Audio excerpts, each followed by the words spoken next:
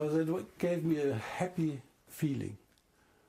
Now England is leaving, Poland is like a dictatorship, Hungary, Czechoslovakia, Austria, Italy. Now, who is the strongest left? The Germans. Yes, but the Germans, as you paint it, Germany today is a bulwark of moderation, of tolerance, compared to so many messages coming from Hungary or from Marine Le Pen or from so many people in so many corners. As long as our economy is great, and as long as we made money, everything is very democratic. But let's wait and hopefully not see if we have 5 to 10 years heavy economical problems. And the swamp is a lake and is a sea and will swallow again everything. I swear it to you, Stephen, really. I don't trust them. It always makes me thinking and feeling exactly, wait a minute, Nicholas, there's something else. You can have a happy life, but there's something else around you. Yeah, that makes it.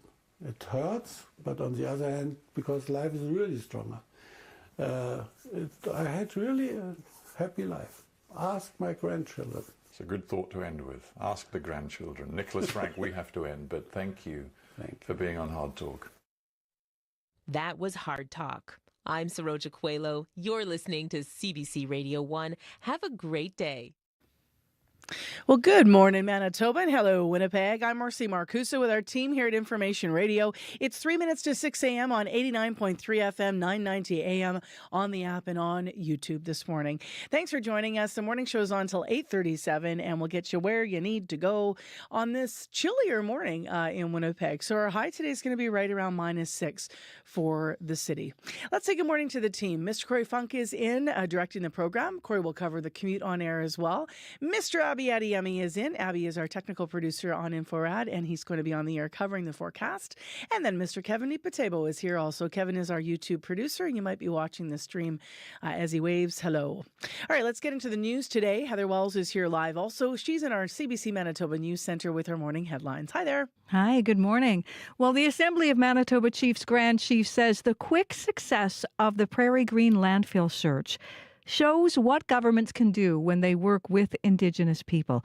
2 sets of remains were found last month at the landfill, including those of Morgan Harris. The Archdiocese of St. Boniface in the Roman Catholic Church is being sued by a man who says he was sexually assaulted by a former priest.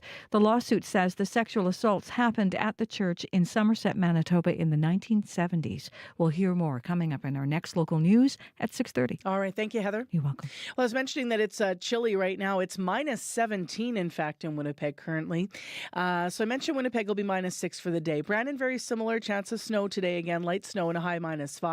And in Thompson, a few clouds. And today, some late conditions into this evening, and you're going to have another cold day up north.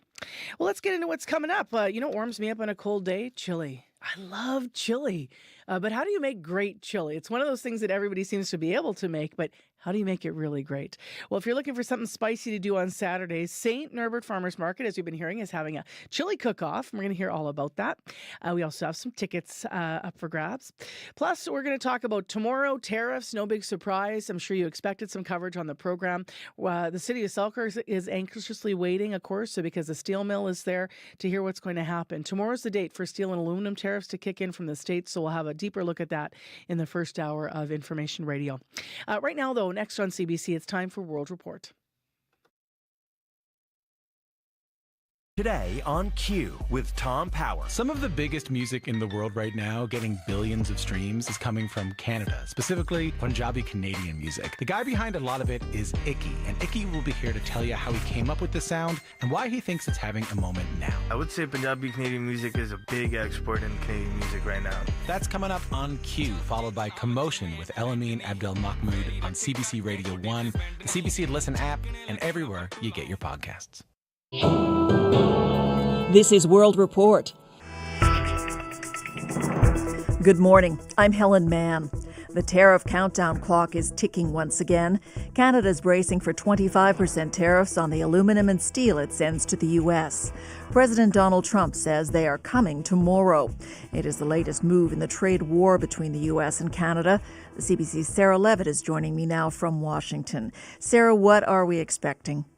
Well, there's a bit of déjà vu to all of this because in the president's first term, we saw a temporary 25% tariff on steel, 10% on aluminum. Now, though, if things go as planned, it'll be 25% for both, and they're expected to go into effect as of midnight. On Truth Social late last night, Trump again commented on the tariffs. This is what he said. Canada is a tariff abuser and always has been, but the United States is not going to be subsidizing Canada any longer. People in the industry say there's already been an impact. Here's François Racine. He's the president of Alu Québec, which supports the province's aluminum industry. Our members have already lost orders in the U.S. So just the threat of those tariffs, whether they are effective or not, it basically does the same because as long as there's a threat, most U.S. customers will stop buying from Canadian companies. Now, Sarah, Donald Trump has not ruled out a recession as a result of these tariffs. How is that being received? Well, the stock market plunged on Monday, the biggest decline of the year. Economists look at the higher tariffs, inflation, and the general chaos of the Trump administration's early moves as the likely reason.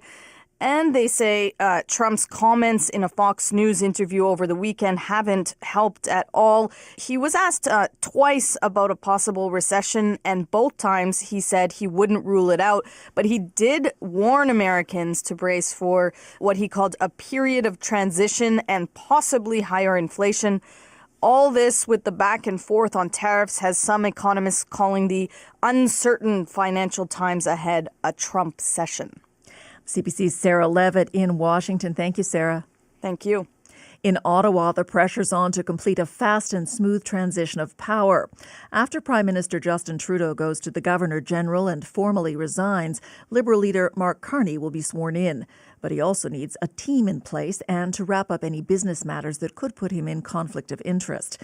Janice McGregor is in our Parliamentary Bureau. Janice, what progress has been made so far? Helen, for weeks now, Conservatives have preemptively tried to put scratches and dents on Mark Carney's reputation, casting doubt about his past business dealings, whether he can be trusted. The ads are circulating, and every time Pierre Poilievre's in front of a microphone, he says stuff like this. He sold out Canada. He put his profit ahead of our people, and he did exactly what Donald Trump wanted. Last night, Carney's spokesperson revealed that after the results were announced Sunday night, Mark Carney began executing what his team calls a conflict of interest management plan that he has worked out with the ethics commissioner. The Prime Minister designate has now divested all his assets into a blind trust. This plan, they said, goes farther than the Conflict of Interest Act requires. Carney had 4 months to comply. Instead, he set up this blind trust even before being sworn in. And apparently, he's also divested assets that aren't even required by the Act, such that he now controls only his personal cash and real estate. Carney's career in the upper echelons of investment banking was a natural target for populist attacks. Liberals knew this, as veteran Liberal John McKay put it for reporters yesterday. Poilievre has immense talent to destroy people's reputations. And he's on full bore right now. He could destroy the reputation of the Lord himself. Janice, Carney will, of course, also need a cabinet and some senior advisors. What's happening on that front? Former Cabinet Minister Marco Mendicino had already announced he wasn't going to run for re-election. He'd be doing something new. But seeing him now among Carney's transition team, striding into briefings with the Prime Minister designate as his chief of staff for this transition period, has triggered mixed reactions. Mendicino has a reputation for being very personable, a team player, but he was also a strong advocate for Israel after the October 7th attacks, and several MPs that advocated for the Palestinian side of the conflict in Gaza gave their strong endorsement to Carney's campaign. Janice McGregor in Ottawa. Thanks, Janice. You're welcome. Russian officials say at least 3 people were killed in the largest ever drone attack on Moscow. Several others were injured during the overnight strike. This morning, people are sweeping up debris on the streets of Moscow. Russia's military says it was able to shoot down 337 Ukrainian drones. They didn't all target the capital. Most of the drones were shot down over Russia's Kursk region, where some Ukrainian forces now claim to be in control. Talks aimed at ending the war are happening today in Saudi Arabia. Ukrainian and U.S. officials are taking part. Voters in Greenland are going to the polls in an election that is getting an unusual amount of attention. The self-governing region of Denmark is home to 56,000 people, most from Inuit backgrounds. But the U.S. president has made it clear he would like to control the island. Dominic Velitis is watching the vote. Greenlanders heading to the polls today know the world is watching, with this election described as the island's most consequential ever. I think this is one of the most important elections we've ever had, or that we'll vote in. Donald Trump is a character right now that I think the fewest people in the world want to be involved with them. Greenland is an autonomous territory in the Kingdom of Denmark. Elections there are usually only of local interest, but this one is very different. Great job. We need Greenland for national security and even international security, and we're working with everybody involved to try and get it. US President Donald Trump's renewed interest in acquiring the mineral-rich and strategically important island has amplified the discussion around Greenland's desire for greater autonomy from Denmark. But despite Trump's pledge to make Greenlanders rich by becoming part of the United States, they have little interest in doing so. Indeed, a recent poll found 85% of people were opposed to the idea, while nearly half viewed the US president's interest in their island as a threat. Dominic Velitis for CBC News, Riga, Latvia. Crowds are gathering in Manila to protest the arrest of Rodrigo Duterte. The former president of the Philippines was arrested early today on a warrant from the International Criminal Court. It accuses Duterte of crimes against humanity during his deadly war on drugs. His daughter has shared a video of him in police custody. Here's a clip. What is the law and what is the crime that I committed? Duterte withdrew the Philippines from the ICC in 2019, but the court says the alleged crimes happened while his country was still a member. Plans to freeze new supportive housing developments on Vancouver's downtown east side are facing fresh criticism after a memo from the mayor leaked to the media. As Michelle Gomez reports, advocates, including BC's housing minister, are speaking out against the plan. Ill-advised, problematic, and contradictory to reconciliation.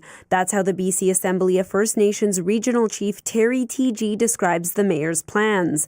The memo calls for a review of nonprofits operating in the area and for the creation of a reunification roundtable to explore ways to help Indigenous residents return to their home nations. Being forcibly displaced it certainly goes against their human rights to housing and human rights to live in a place that they've enjoyed for many, many years. A statement from the organization said Vancouver is home to First Nations peoples, noting about 30% of downtown Eastside residents are Indigenous. It said many do not have other communities to return to. Housing Minister Ravi Kahlon called the plan concerning. It's vitally important that any plan for a community that gets developed has the people that live there at the center of it. After the memo was leaked, Mayor Ken Sim insisted the plan was not about moving people out of the downtown east side, but rather that the city would help people who express interest in returning to their home community on a case-by-case basis. Although the city has made changes to the plan since the document was leaked, it still involves pausing all new supportive housing construction,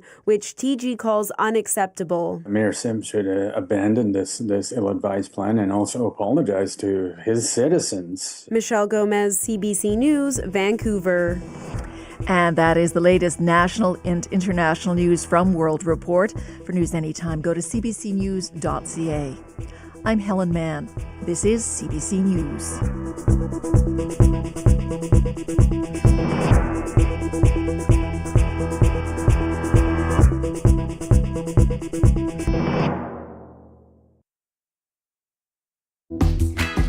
Okay, It's minus 17 this morning, and we're officially all lightweights because we got used to the warm stuff. But don't worry, coming up, we've got a chilly story for a chilly start. I'm Marcy Marcuso. Welcome to CBC's Information Radio on 89.3 FM, 990 AM on the app and on YouTube this morning. Thanks for joining us. We will get into our forecast in a moment, see what the rest of the day is going to bring. To that chilly story, though, if you're looking for something spicy to do on Saturday, St. Norbert Farmers Market might have the solution. They're having their third annual chili cook-off. There's 10 vendors competing. It's all for local good causes with local food. So we're going to hear all about it. Also, as you've just been hearing on World Report, we are talking tariffs once again tomorrow. Yet another deadline, March the 12th. This one is for steel and aluminum. And of course, we've been hearing from producers in the steel mill, of course, in Selkirk the last couple of weeks. We also heard from the co-owner of Brunswick Steel in Springfield. They're all bracing to see what's going to happen. So we're going to have some analysis this morning about, what we're thinking here in Canada the day before these tariffs are supposed to be imposed. So stay tuned for all of that and more. Right now, for the more, let's go to Heather Wells, who's live in our news center, and she has your headlines. Good morning, Heather. Good morning. Well, the Manitoba Nurses Union wants the province to replace some of its IV pumps. Manufacturer B. Braun recalled the pumps last June. The concern is over a valve that may malfunction, impacting the delivery of medications. Health Canada has received 259 reports over the last 5 years of issues with those recalled pumps. The vast majority came from Manitoba. So we'll hear the latest coming up. As well, the Assembly of Manitoba Chiefs Grand Chief says the quick success of the Prairie Green landfill search shows what governments can do when they work with Indigenous people. We'll hear more on that as well in our next local news coming up at 6:30. All right, thanks, Heather. You're welcome. Let's go to Abby Adeyemi now. It's minus 17. Yeah, minus 17, but it feels cold outside. Yeah, right? I stepped out this morning, I'm like, I should have grabbed a hot cup of cocoa or something. March, it always plays with you just a little bit, right? Yeah, it just does an off and on thing. And across the province, the weather is still going to be cold with mostly cloudy skies, light snow in some areas. We will feel some breezy conditions in some of the regions. Just prepare for the temperatures to be around the chilly side, especially in the northern part of the province today. But looking at conditions in Winnipeg and surrounding area, as mentioned, it's going to start cold in the city. Right now, we are at minus 17. Clear outside. Light breeze you're feeling. The wind chill makes it feel close to minus 27 this morning. For today, some clouds will roll in this morning. It will become breezy in the afternoon. We do warm up to around a high of minus 6 today. And then for tonight, some cloudy conditions will stay with us with a very slim chance of light snow overnight. But right now, minus 17 and clear. All right, thanks, Abby. Thank you. We'll take it. We have no choice. How was your run-in, Corey? How's the commute? It was chilly. I was saying I'm soft now that it was warm a little bit, and I got cold again, and I'm like, boo. But otherwise, it was okay. It was still pretty slippery though on those sidewalks though. The highways though this morning are looking more or less okay in southern Manitoba, but still actually on Manitoba 511, you'll see kind of right around the south basin of Lake Winnipeg. Actually, the highways around there, we're talking kind of through Gimli, Toulon, then down south around Selkirk, up kind of through Powerview, Pine Falls. All those highways there still being reported as covered with some poor visibility. So heads up there if you're hitting those highways this morning. But if you see anything else going on out there, give me a call on the CBC commuter line, 204-788-3093. Now, we have a chili cook-off story coming up in a second, but you've got kind of an epic freeze-dried chili. What did you do with it? Dehydrated. So we had pulled pork at our wedding. Okay. We had a ton left over. So I'm like, what are we going to do? We actually had a hiking trip coming up. We're going to do the West Coast Trail. Okay. So I took the pulled pork and I made it into a chili. It was delicious, but then I dehydrated the chili. You can make chili with meat, beans, everything, and you can dehydrate it all. It took like 4 days, and our whole house smelled like chili, and it was kind of gross by the end of it, to be perfectly honest, when you dehydrate. But I had a big bag full of chili for 8 of us that I just put in my backpack, and it was just like a Ziploc bag, and then it became this like full hearty meal that we had in the middle of the woods, just like beautiful pulled pork chili that you just add some hot water to, put it back in the pot, rehydrated perfectly. It was like it was never even dehydrated in the first place. Have you done that since then? Are you a big I've done it twice. Oh yeah. Whenever we go on these backcountry trips, I'll always like make a big. We've done like spaghetti. We've done like a lot of other stuff. You can you can dehydrate anything. It's the best. Yeah. Smarty smarts. It was delicious. Well, will Corey's pulled pork chili stand up to what we're about to hear? We'll find out.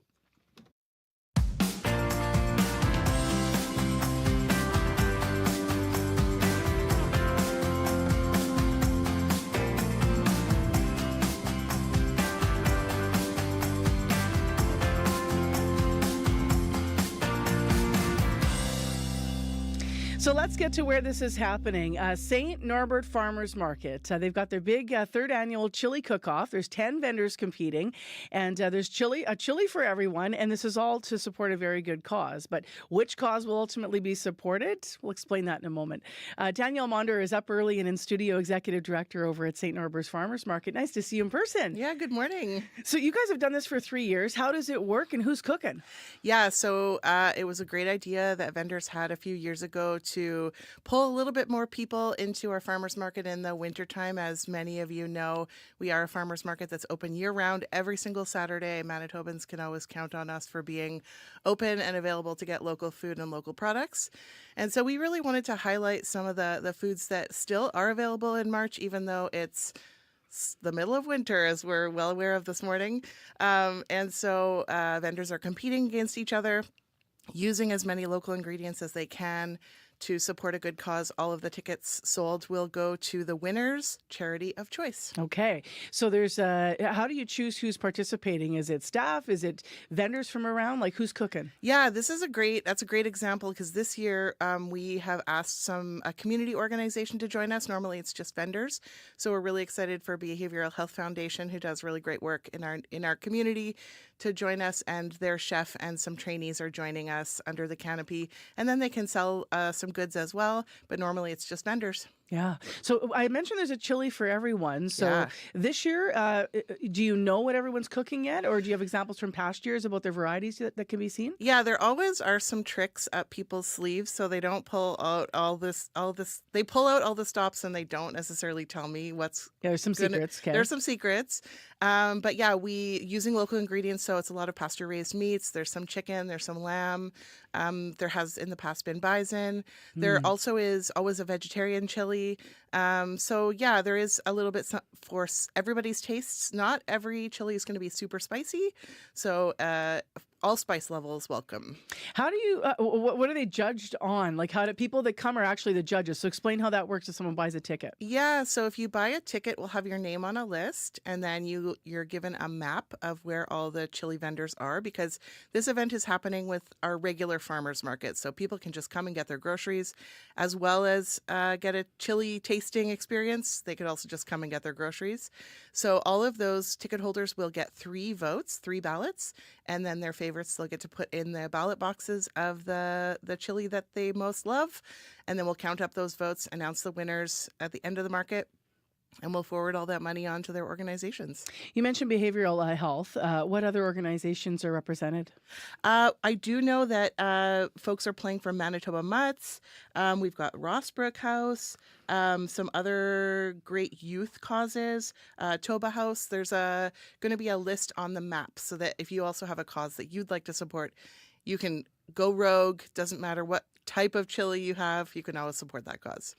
Where can people get tickets and more information? Yeah, great question. So you can find tickets on our website, and if you sign up for our newsletter, there have been links in that. We're also doing a giveaway for 2 more days on our social media pages for a couple of pairs of tickets. And yeah, we have limited tickets available. They will sell out, so we hope to see everybody come out. How fun is this for you? Like in the past, like do you just roll around and eat chili? Like I love chili. Yeah.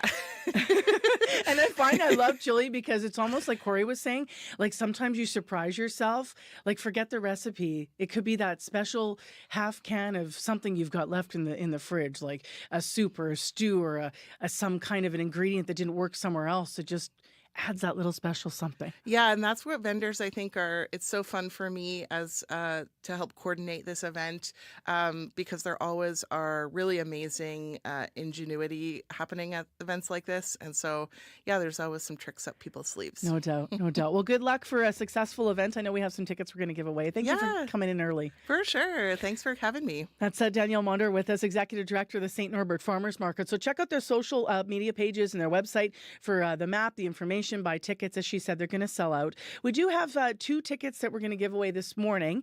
And so if you want to win, we're looking for you to email us at win@cbc.ca and tell us about the best chili that you've ever made. So what was the best chili that you ever made and what led to that? So you can always email us. I don't know, Abby, if you want to weigh in now and throw on your headphones. Abby's our cook in our crew. He's always got something up his sleeve. So, okay, he's going to share at 6:40 because we're busy on the phone. The control room's busy. But you tell us about the best chili you ever made. Win at cbc.ca. Campaign songs. Sometimes the songs are written expressly for the political party or candidate. I'm for president, I'm for president. Sometimes politicians co-opt pop songs. And sometimes the artists have a big problem with that. Orchestrating elections, political campaign songs on Under the Influence with Terry O'Reilly. Thursday morning at 11:30, 3:30 p.m. in Newfoundland. And on demand on CBC Listen. It is right now 6:21 a.m. and a high of -6 today in Winnipeg. As we've been mentioning, it's right around -17 right now in the city. Well, we have been checking in on steel producers and manufacturers in our province, in Manitoba, ahead of tomorrow's looming tariff deadline. So last week we heard from Justin Kopp, the co-owner of Brunswick Steel in Springfield, Manitoba. He said they've already seen customers slow down their purchases, but he is prepared. They learned from the Trump tariffs in 2018, he said, and said they already at that point shifted some of their markets in response. So yeah, we're shifting Canadian as best as possible. It's not always realistic in our business, especially in a short-term change. Like there's some products that just aren't produced in Canada. So, there are some European vendors that we've taken advantage of and some overseas vendors, in Asia. But our preference has always been to support North American made product. It really is when I think of domestic steel, I think of the U.S. and Canadian steel. So, to shift those supply chains aren't easy. You could be dealing with, potentially quality issues if you aren't, used to that vendor and had experience with them. So, there are concerns, there are risks with changing and moving, but it's a necessity at these times.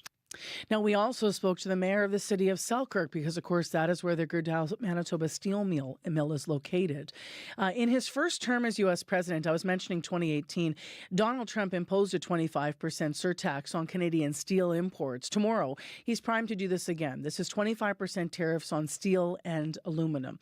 This is a move that left the industry anxious in the wake of Trump's wider and more chaotic trade moves. And to talk about it this morning and what it looks like, Kianan Loomis is with us, President and CEO of the Canadian Institute of Steel Construction. He's in Hamilton. Good morning. Good morning, Marcy. What is it like? You just heard some Manitoba, steel producers here, manufacturers. What's it like as an industry to deal with this level of uncertainty?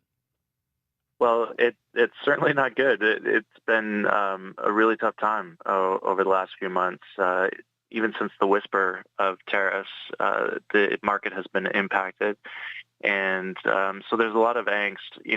The last round of tariffs were just on raw steel produced here in Canada, and I'm calling you from Hamilton, and we produced a lot of that steel here, and it's integrated into the North American market. But this round of tariffs is cutting even deeper to include all downstream products, so fabricated steel as well.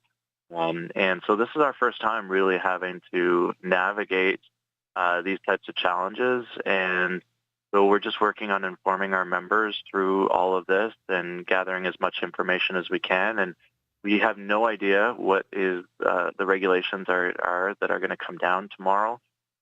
So it's tough to react at this point in time. We might not even have all the details tomorrow. It could take some time actually for them to be implemented. Now, we're talking about 25%, but what's the clarity that you have about what the actual total tariff could be? This will be on top of the 25% that was announced last week? Well, the fentanyl tariffs, if we can title them as such, those have been paused for as long as the trade that is being conducted is USMCA compliant. So that's actually the first time that the president has acknowledged USMCA or CUSMA, as we refer to it here in Canada. And so, in fact, that was kind of a glimmer of hope that he did that he allowed that rubric to stand. And, so that was helpful. Right now, it's just 25 on all steel and aluminum, including all downstream products, like I said.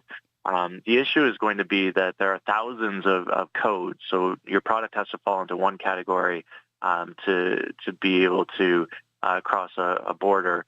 And so we're thinking that the whole regime might just fall under its own weight, given how many products are and how many different types of tariffs are being implemented. Got it. And of course, yes, pardon me, the 30-day pause the beginning of April is now when we could see those other tariffs come into play. As you mentioned, I mean, very difficult to prepare. However, you also said there's already been impacts. Have there already been job losses? Well, I can't tell you that any jobs have been lost, like specific, jobs of, in the workforce. I do know projects that are being paused or canceled, and those obviously could have impacts later on. What I do know is that, most of our fabricators are family-owned, multi-generational, mid-sized businesses that serve our communities all across this country, and the workforce that those firms have is very highly skilled, and they themselves are part of the family as well. And I know that our businesses will do everything they can to maintain that workforce, to keep these guys busy. These people just want to work; they don't want to hand out at all. So I know that they'll do what they can. It's just a matter of time, and that's the big unknown at this point in time. The federal government, of course, has moved ahead with some retaliatory tariffs, as well as you said, some support for businesses. Though you nodded there, they don't want to hand out. What do you make of the response so far, and what would you like to see on that front? Well, I think the response has been strong, despite the fact that obviously we've had some leadership challenges and some uncertainties there in Ottawa. I was just down in D.C. last week, and the folks in the Canadian Embassy in Washington and other public servants in Ottawa that are maintaining things as we work out our political situation. They've done an incredible job, and they've responded very strongly. And folks like Doug Ford have really broken through in the U.S. They've become quite famous, actually. And the message is starting to get through. And we do think that retaliatory tariffs are required. The Americans need to feel pain. We don't want to do this, but we didn't choose this battle. And so they must have an impact. And we're seeing those impacts in the market. I think, despite the fact that we live in a post-truth society, there's one thing that can't be manipulated, and that's the market numbers. And we know that Donald Trump actually looks at those, and they are reflecting the uncertainty. And I don't think that this can be sustained. If it is, can we make a go of steel on our own without the U.S.? Can you even imagine a future where that's possible for us as a country? Well, we do know that there have been a lot of taxpayer-funded projects, both federally and provincially, that have gone to overseas fabricators. So if just those were returned and domesticated, and if going forward we made sure that all projects were using fabricated, Canadian steel, that would go a long way to helping alleviate the problems here. There are some products that we do not produce here in Canada, and there is perhaps a way for us to increase and enhance our domestic production. So I have to believe that, out of every crisis actually comes with some solutions, and that ultimately we're going to end up in a better spot. It's just difficult to see right now. These are very, very uncertain times, and we don't know how long this is going to remain. None of us do. Each and every day is new. Thank you very much for your time. Okay, thank you so much, Marcy. That is Keenan Loomis, President and CEO of the Canadian Institute of Steel Construction. If you work in steel in Manitoba and you want to weigh in, we'd love to hear from you, of course. A couple weeks ago, we were live on a manufacturing floor. Next week, actually, we have plans to be down in the Warden-Winkler area as part of Communities in Focus. Certainly, there'll be a lot of business focus as well. But I'm looking at you, Selkirk, and thinking about you this morning. So listener line's always open, 788-3205. We have actual business news in our report coming up shortly here, right after our local news at the bottom of the clock. And today we have Crystalie Ramlakan back with us as always. She's going to talk about the markets once again being rocked this week by what has been happening with the different tariff wars and other things happening and developing in our world. And the Bank of Canada is scheduled to make its next interest rate decision tomorrow, so that will be very interesting. We'll get Crystalie's take on both of those stories and more right after your CBC Winnipeg News.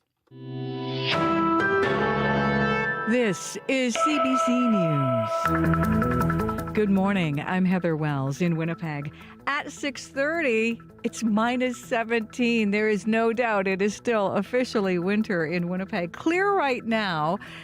We'll see some clouds move in this morning. A bit of a southerly breeze is going to help us reach a high today of minus 6. Still cooler than seasonal. The normal high is minus 2. The Assembly of Manitoba Chiefs is calling for more action to help bring families of missing and murdered Indigenous people closure. Officials say remains at the Prairie Green landfill found last month belonged to Morgan Harris. Grand Chief Kyra Wilson says the quick results of the search shows what governments can achieve when they listen. But she adds more still needs to be done. I firmly believe that if we were to come together to search all the landfills in our region, that we'd probably find some answers to the questions of families that are missing their loved ones. Manitoba Premier Rob Canoe says the fast-moving search is still way under budget. A second set of remains was also found at the landfill but have yet to be identified. Police believe the body of Mercedes Myron had also been dumped at the Prairie Green landfill. Some Manitoba health facilities are still using IV pumps that have been recalled by their manufacturer. The Infusomat pumps were recalled by B. Braun in June of last year. That's according to Health Canada. The concern is over a valve that may malfunction, which could impact the delivery of medications. The Manitoba Nurses Union says some members have also reported false alarms on the devices that stop the pumps from working properly. MNU President Darlene Jackson says nurses have been given instructions by the company on how to use the recalled pumps. You can expect good, safe care. However, it is an additional workload on nurses to ensure that these pumps are functioning properly, are setting up properly, and they're being monitored. B. Braun says any facilities still experiencing issues with the recalled pumps have, quote, been resistant to implement the solutions. Shared Health says it is working with B. Braun to address issues raised by frontline workers. It says it investigates any problems and looks for solutions to keep patients safe and to support healthcare staff.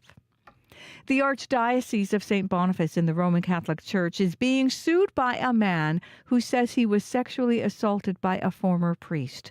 The lawsuit says the sexual assaults happened at the church in Somerset, Manitoba in the 1970s. The plaintiff alleges the assault started when he was around 13 years old and continued until he was 21.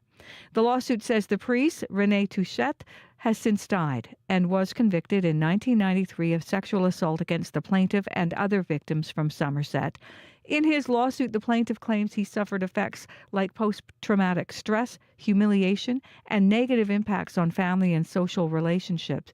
He is seeking an unspecified amount of damages. The allegations have not been tested in court, and the church have not yet filed a statement of defense. Mark Carney will be sworn in as Prime Minister within days, and Canadian pollsters are already trying to figure out how the Liberal leader might perform in the next election. Eric Grenier is the man behind CBC Poll Tracker. We have seen a big drop in support for the New Democrats, but we've also seen a drop in support for the Conservatives. So Mark Carney has been able to, I think, pull a little bit of support from both left and right. Grenier says pollsters will be watching to see if the numbers shift now that Carney has won the Liberal leadership race. In the Philippines, Apparently, I was brought here not of my own volition. the country's former president, Rodrigo Duterte, has been arrested at the Manila International Airport on the order of the International Criminal Court. Duterte is wanted in connection with a case of crimes against humanity. The ICC has been investigating the massive killings that happened under the former president's deadly crackdown against illegal drugs. Well, U.S. and Ukrainian officials are meeting today in Saudi Arabia. Talks are aimed at finding a path to end Russia's war in Ukraine. U.S. Secretary of State Marco Rubio will be leading the discussions. It will be the first time the two governments have met since that now infamous sit-down between U.S. President Donald Trump and Ukrainian President Volodymyr Zelensky. Well, if you have ever taken a gondola ride, you might be worried about the cabin crashing to the ground. The nightmare became reality yesterday at the Kicking Horse Ski Resort in BC. Justin Bond says he saw the terrifying plunge. All of a sudden we hear this crash, and then it was like a frantic where people were rushing to the scene, and the gondola literally broke off its main support, and it tipped on its side, and people were like trapped inside. 8 people were inside. All of them survived, likely because the cabin fell right near the base of the mountain and only dropped 3 meters. The gondola at Kicking Horse is now closed, and Kicking Horse is near Golden, BC. You can hear the latest national and international news coming up on World Report at 7, and you can always find more Manitoba news updated throughout the day at cbc.ca/Manitoba.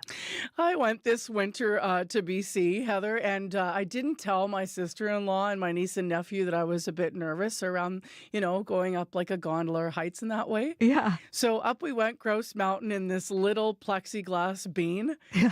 And I didn't want to share my fears because I'm trying to make this, the time of no fear in my life. Like, you know what I mean? When you look at stats and overall and things are safe, right? So I wanted to have the experience, but I sat in that little bean and I was looking at her and she was looking past me and she's like, oh, as we got higher and higher, she kept saying, look at the view. This is amazing. Mars, turn around. And then she looked at me and it was like slow motion. She went, oh no. And I'm like, I'm okay just looking at the mountain. I'll look once we're up there. So yes, I'm feeling that story. And thank goodness all those folks are okay, of course. This story did nothing to help anyone who has those kinds of fears. No, not really. But you know what? Like I said, it's the year of no fear. And I have to say, I went. It was a wonderful experience in the end. And you never want to pass those fears on of everything in the world to, the kids either. So, but we got up there and it's a beautiful place, BC. I mean, what a gift they have. What's funny, I always find, is you come from the prairies and everywhere you go in BC, it's like stunning. And they're so used to it, they'll just be like, no, oh yeah, mountains, whatever. They're walking by the lake, looking at the mountains. And I'm one of those crazy drivers. As soon as you get in the mountains, I actually stop and pull over, take a picture, drive a little bit like a kilometer, stop again, pull over, take a picture. I know. All right. We do take for granted our prairie landscapes as well, but it's novel for us to see all those mountains. Beautiful. All right. Let's get into what's happening in our actual forecast here in the prairies today. We've got a classic spring day where the chills moved back in. Abby's here to look at the regions. Good morning once again. And down south, we are looking at mainly cloudy conditions with a chance of light snow in some areas, while other parts will be seeing sunny breaks here and there. The temperature will stay cold this morning. The wind chill is even going to make you feel colder. Looking at conditions for Winnipeg and the Red River Valley region, temperatures hovering around -17, -18 at this time. We are seeing some mainly clear skies. It will become breezy this afternoon. The clouds will roll in. We then see some light snow overnight. Temperatures low will be around -8. Though for Winnipeg today, we warm up to -6. Similar conditions we're looking at in the Pembina Valley region from Morden, Morris, Winkler, Altona, all the way down to the U.S. border. We're going to see highs around -5, -6. West to Brandon, -2 at this time. Cloudy skies we are getting. Expect light snow today, later today. For Dauphin, -19. Mainly clear conditions we're seeing with a breezy afternoon. Expect snow and a high of -6, dipping to -12 tonight. Some fog patches will be felt here and there. In the Interlake region, we're going to be seeing mostly cloudy skies, a slight chance of snow. It is currently -19 in Gimli. Your high will be around -7. In the Power Flame Flow, -32, we're looking at cloudy conditions. Expect a sunny morning. Your high will be around -12, though it feels colder with the wind chill factored in, and snow chances will increase overnight. For Thompson, -28 and clear. Some sunny conditions expected today, a high of -14. Be cautious of the cold. The wind chill actually this morning feels like -36. And then further north in Churchill, -23. 23. Light snow falling there at this time. Highs around -21. The wind chill close to -40. This light snow will continue into the evening, and temperatures will be dropping to around -25. Just to sum up, the weather in Winnipeg today will be kind of cloudy and breezy, and then we might see some light snow overnight. All right, we're looking for your emails. Best chili you ever made. Corey thinks we should widen it out. I think maybe you're right. Best chili you ever made or tried. We can do that. Win@cbc.ca. And Abby, we promised you a chance to weigh in because Corey was telling us about his dehydrated pulled pork chili. How about you? I love food experiments, and I do a mix of meat and, beef and goat meat. Oh, you mix it together. Do you shred it or do you cube it or what? Shredded. Shred it. Yeah. A mix of beef and goat meat, and then you have some garlic in there. The black eyed peas, I'll mix it up with that, and there's something about that the broth water. Yeah. In there, it just brings everything out. Do you slow cook it or you stick it in the oven Yeah, with slow a cast cook, or but what? I love it spicy, so there's gonna be some habanero in there. Yeah. Habanero and chili peppers chopped up, and then minus the onions. Ooh, that sounds good. Yeah. Best chili you ever made, listeners. That's what we're looking for or tasted. This is for a chance to check out the chili cook-off on Saturday. It's going to be a fun event. And don't forget the curry. Curry, very important. Abby's chili sounds good. I know, now I'm all hungry and sweaty. It's always happening. Sweaty, right? Yeah. All right, win@cbc.ca. Corey, we got to ask you about the commute. Yeah, so far I haven't heard of any major issues out there. I will let you know that if you are on the highways kind of around the Interlake and then also on the east side of the South Basin of Lake Winnipeg, kind of around, Highway 59 north there and around Powerview, Pine Falls area. Not ideal highway conditions this morning, poor visibility, partly covered highways, so careful there. But if you do see anything else going on, give me a call on the CBC commuter line, that number 204-788-3093. All right, thanks, Corp. Thank you. Chrisley Ramlakan is here with our business report. Good morning to you. Hey, good morning, Marcy. So once again, markets are being rocked this week. What are they looking like and what can you share right now? Yeah, well, stock markets on both sides of the border took a steep tumble yesterday as the reality of a trade war with the U.S. took further hold. So the TSX lost almost 400 points. The Dow was down almost 900 points, and the NASDAQ was 4% lower. And it was the worst day in a stretch where the S&P 500 has swung more than 1% up or down 7 times in 8 days because of President Donald Trump's on and off again tariffs. And Wall Street is questioning how much pain Trump will let the economy endure to get what he wants. So the worry is that the whiplash will either hurt the economy directly or create enough uncertainty to drive companies and consumers into an economy freezing paralysis. So the U.S. economy is showing some signals of weakness, and some investors are even starting to whisper about a possible recession. Now, Trump's response has been that this is an adjustment period, but, some economists are already cutting their forecasts for how the economy is going to perform this year. Let's talk about the Bank of Canada, meantime, scheduled to make its next interest rate decision tomorrow. So what are we expecting there? Yeah, that's right. So most economists expect the central bank will deliver another quarter-point cut while it waits to see how long this dispute with Canada's largest trading partner is going to last. So, the Bank of Canada faces a difficult task right now, setting monetary policy at a time when inflation has shown signs of stubbornness and the economy picks up steam, while risks of a sharp downturn tied to U.S. tariffs loom on the horizon. So experts believe there will be harsh consequences for the economy if, there is a prolonged trade war. And, inflation is likely to rise from trade disruptions, and job losses in hard-hit sectors could quickly pile up if those industries don't receive tariff reprieves. Now, Desjardins expects Canada would fall into a recession by mid-year if steep tariffs remain in place. And Marcy, that is a far cry from where the economy was headed going into 2025. So late last year, there were signs that previous interest rates were starting to filter through the economy. There was even a surge in retail activity, suggesting a year of recovery, but tariff threats have pretty much erased all of that. Remember 2020 when we were like, this is going to be the worst year, and then it's like, no problem. Welcome 2021, 22, 23, and then here we are in 2025. Going, whoa, wow. I know, it's been very tumultuous. What a time. It's the live day to day in your moments time, right? Think positive. Loblaw recently is now doing something in response as well. They're rolling out tariff symbols on products. Tell us about that. Yeah, so this is to indicate that a product's price has been affected by retaliatory tariffs. So the company says customers could notice the changes as early as next week. So as people know, Canada has introduced tariffs of its own on $30 billion worth of goods coming from south of the border. And so Loblaw's tariff symbol consists of a letter T inside a white triangle over a gray box. And the new symbol will show customers which products are sourced from the U.S. and are increasing in price because of tariffs. So Loblaw says Canadians shouldn't expect to see prices rise right away, though, as, stores do have some inventory from before tariffs went into effect. But the company says tariffs will eventually impact prices for certain products, such as produce. Now, for other products, Loblaw expects price increases to show up in about 6 weeks.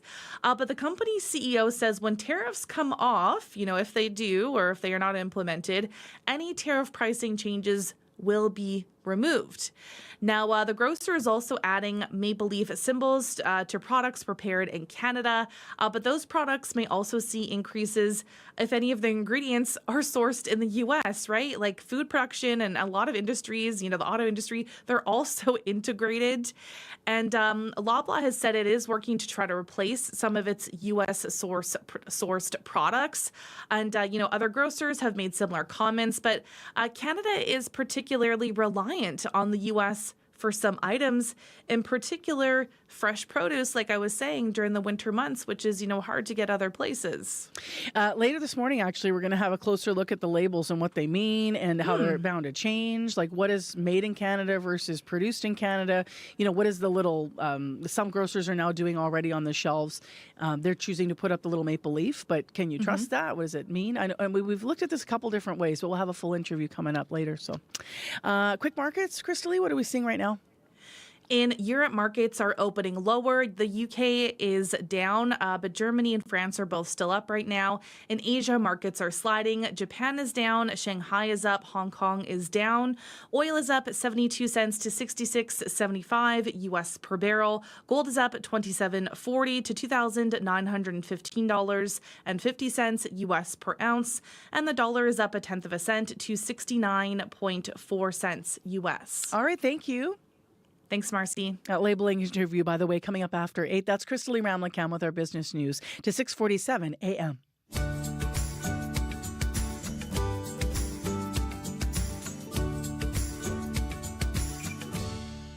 I love all the memes right now, the groggy bears. Have you seen them in your feed? They're coming up in mine where they're sort of coming out of slumber and they all look like they've got like major bedhead. It's minus 17 in Winnipeg. We're into spring weather here, a high of minus 6, but we've got some warmth on the way. Tomorrow's high is 5 degrees. Well, bears are, of course, a reality in our province, from Churchill to Grand Beach and the Narrows to West Hawk Lake. As spring, gets into our bones the next few weeks, it will get warmer and warmer. Bears will start to wake from their winter slumber. And Norm Guaguar is a community liaison for species at risk at the Tallgrass Prairie Preserve here in our province. He's also known by some by the name Nature Norm. He's been a guide in both BC and Alberta as well. But he says it's actually not correct to say that bears hibernate. When we're little kids, we sort of are taught that, the number one animal that hibernates is a bear. Technically, it's something called a torpor. For folks that maybe aren't aware of exactly what that is, it's very, very similar to a hibernation, but it's just a little bit more of a relaxed hibernation where some of those respiratory rates and different bodily functions and they don't drop enough to be considered a true hibernator. Like, let's say our ground squirrels. Ground squirrels, if you were to find one a month ago or so in their den and dig them up and, wave them around your head, they would not wake up anytime soon because they're in a full slumber. Whereas these bears, black bears, grizzly bears, in their torpor, they're a little bit more of a relaxed hibernation or a relaxed sleep. So they wake up throughout the winters a little bit more so than some people realize. So yeah, bears are waking up from their torpors right now.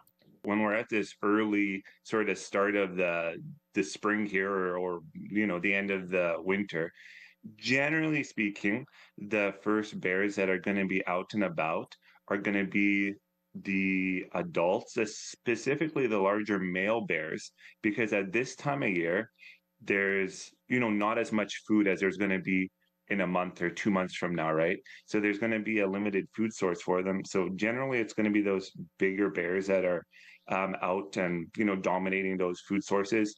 And if we fast forward a little bit, don't want to skip over summer here or anything, but if we go into the fall, generally speaking, it's going to be the moms and cubs going into their dens first. And the last bears are going to be those big males or adults because they're going to, sort of hog the last little bits of food sources before they go to sleep. Now, our black bear population, they're going to be found all the way down to, places like Florida, areas that are pretty warm out year round. So in these areas that are warmer, that have a food source year round, the bears don't necessarily have to go to sleep. Our bears here, they're going to sleep. So it's just an adaptation that they have to kind of skip the winter. The cold really wouldn't bother the bears so much. It's more the fact that there's not really a lot of food source for them. Interesting, right? So you might change how you use the word hibernate when it comes to bears. That is Nature Norm, a.k.a. Norm Gregoire. He's the community liaison for species at risk over at the Tallgrass Prairie Preserve in Manitoba. Well, those that are sleeping might want to stay sleeping today because it's minus 17. It was a lot warmer yesterday, but our high today minus 6, as I've been mentioning. That's Winnipeg. Brandon's cloudy, minus 19, and up in Thompson, clear and a frigid minus 27 degrees. Well, next in the show, are you Googling Mark Carney, trying to learn more about the new leader of the Liberal Party, the Prime Minister designate? I think a lot of people are now that he's won that race. But what's next on the to-do list for this week? It's going to be a whirlwind. We have with us Ryan Tumulty, the political reporter with the Toronto Star, who is with us most Tuesdays for Ottawa Report to walk through it. Good morning. Good morning. So this is going to be like rapid fire, right? So on the calendar this week, he's going to be sworn in, we figure in days, I guess, and then the cabinet's next, right? The swearing in with the cabinet will come all at once. That will be one sort of, he's sworn in and he swears in a new cabinet all at the same time. But he's also got to pick a staff. He appointed, we were told Marco Mendicino is going to be his chief of staff. Mendicino is a sitting Toronto MP, but he's not running again. I think that gives you a little bit of a hint as to what he's thinking about at least the long-term duration of this parliament. I don't think Mark Carney thinks, even if he goes back to the House of Commons, that they'll be there for a long time. But certainly, yeah, he's got to move fast. After the cabinet is sworn in, he's got to decide when he wants to go to the polls. He's got to talk to world leaders. He's got to talk to the premiers. So it's certainly going to be a lot to do in a short amount of time. Who else might be in cabinet? Obviously, we don't have anything confirmed, but what's the buzz in Ottawa? Yeah, Mr. Carney has said he wants a smaller cabinet. So I think it's not so much a question of who's going to be in, but who's going to, who's not going to be out almost is the question that we'll be seeing this week. I think, we may see sort of a cabinet for now, a cabinet that gets through the next couple of weeks and into an election.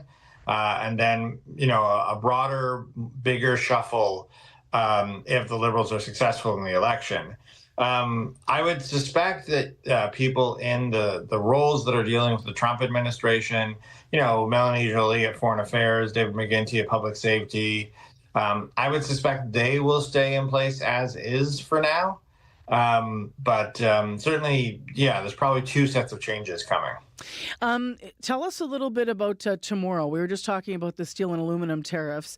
Obviously, Carney's not likely to be, sworn in before tomorrow. So how are they going to handle that on the world stage for Canada, Trudeau and Carney?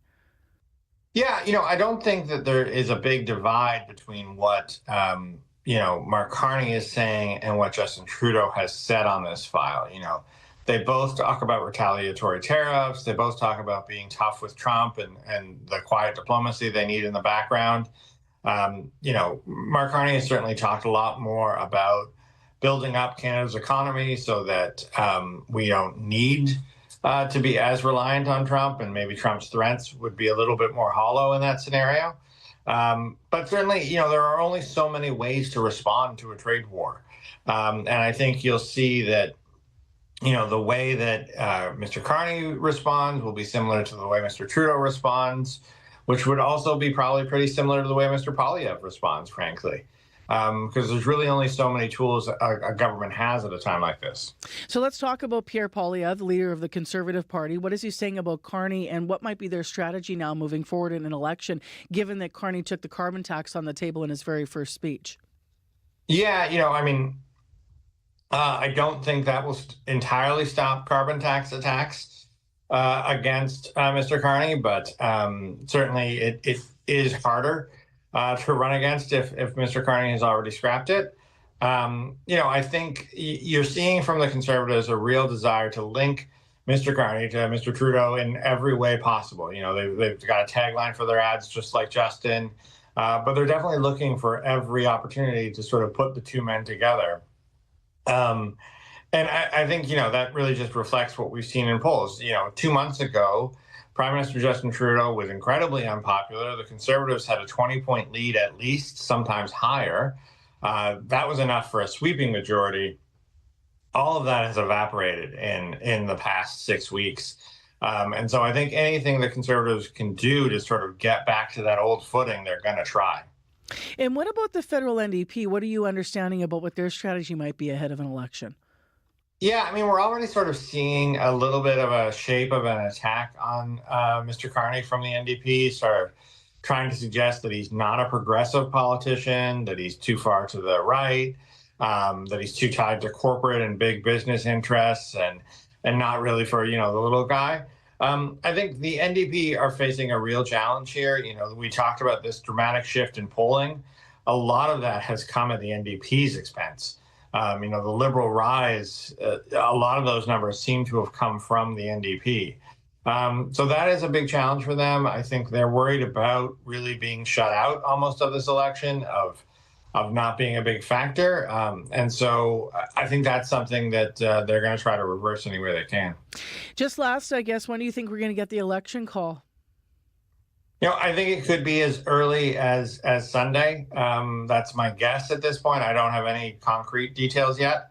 Certainly, I think Mr. Carney has to weigh the benefits of governing, of being prime minister, and the things he can do there against the downside that the Conservatives, before an election is called, the Conservatives are able to spend a lot more money defining him in negative ads. I'm sure your listeners have heard them already.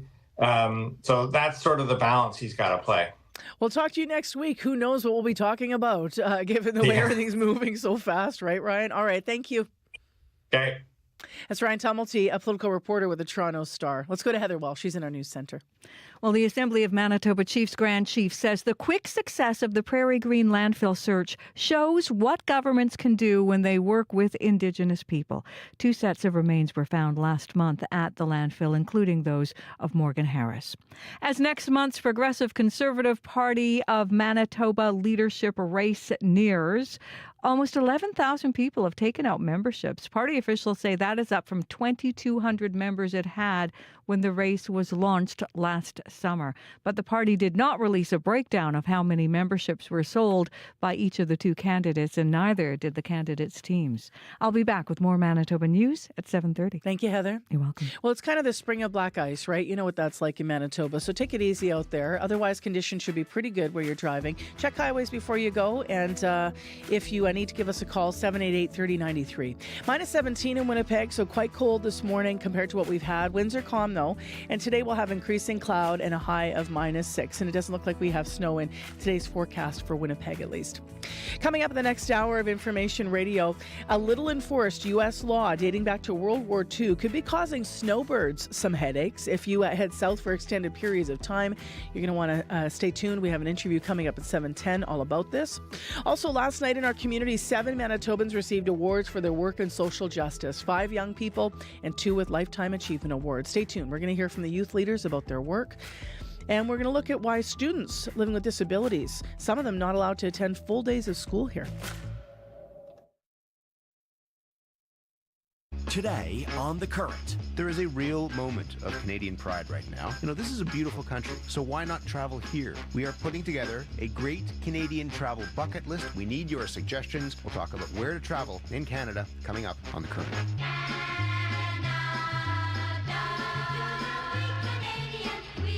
The Current with Matt Galloway. This morning at 8:37, 9:07 in Newfoundland, and on the CBC Listen app. This is World Report. Good morning. I'm Helen Mann. Canada could be hit with a new round of U.S. steel and aluminum tariffs as early as midnight tonight. And the federal government is in a state of transition. Here's Industry Minister François-Philippe Champagne. Canadians at home understand our largest trading partners turning their back on us. We have to change. Part of that change, a new Prime Minister.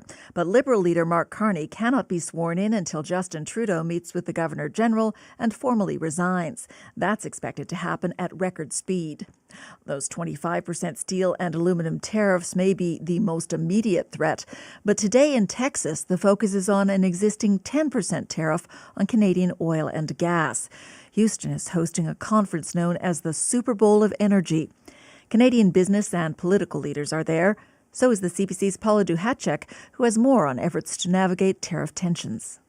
So the previous administration, made it harder and harder to get permits to drill wells, to build pipelines, to build the infrastructure you need to grow production. Speaking to reporters, U.S. Secretary of Energy Chris Wright cast himself as a foil to former President Joe Biden. He says the U.S. is embarking on a new era of energy dominance. To encourage capital investment, make it easier to build infrastructure, therefore lower the costs of people making decisions to drill oil and gas wells, and therefore grow supply. Jim Burkhart, an analyst with S&P Global, says it's not clear how industry will react. Well, the main determinants of oil production, particularly North America, is the price. The U.S. has an ally in Alberta Premier Danielle Smith. She wants to double her province's oil production and feed American refineries. I think that there's a number of different pipeline projects that would allow us to increase the amount of oil coming to the United States if they're interested in partnering with us. She's dangling the prospect of building one or more new pipelines to the U.S.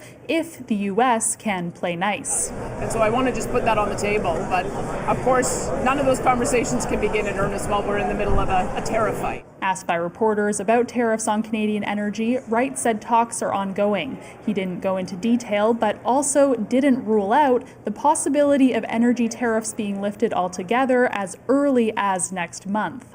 Paula Duhacek, CBC News, Houston, Texas. For weeks, Canadians have been talking about cancelling their plans to travel to the U.S., and it seems we are walking the talk. As Sophia Harris tells us, we now have concrete data on the decline in cross-border tourism.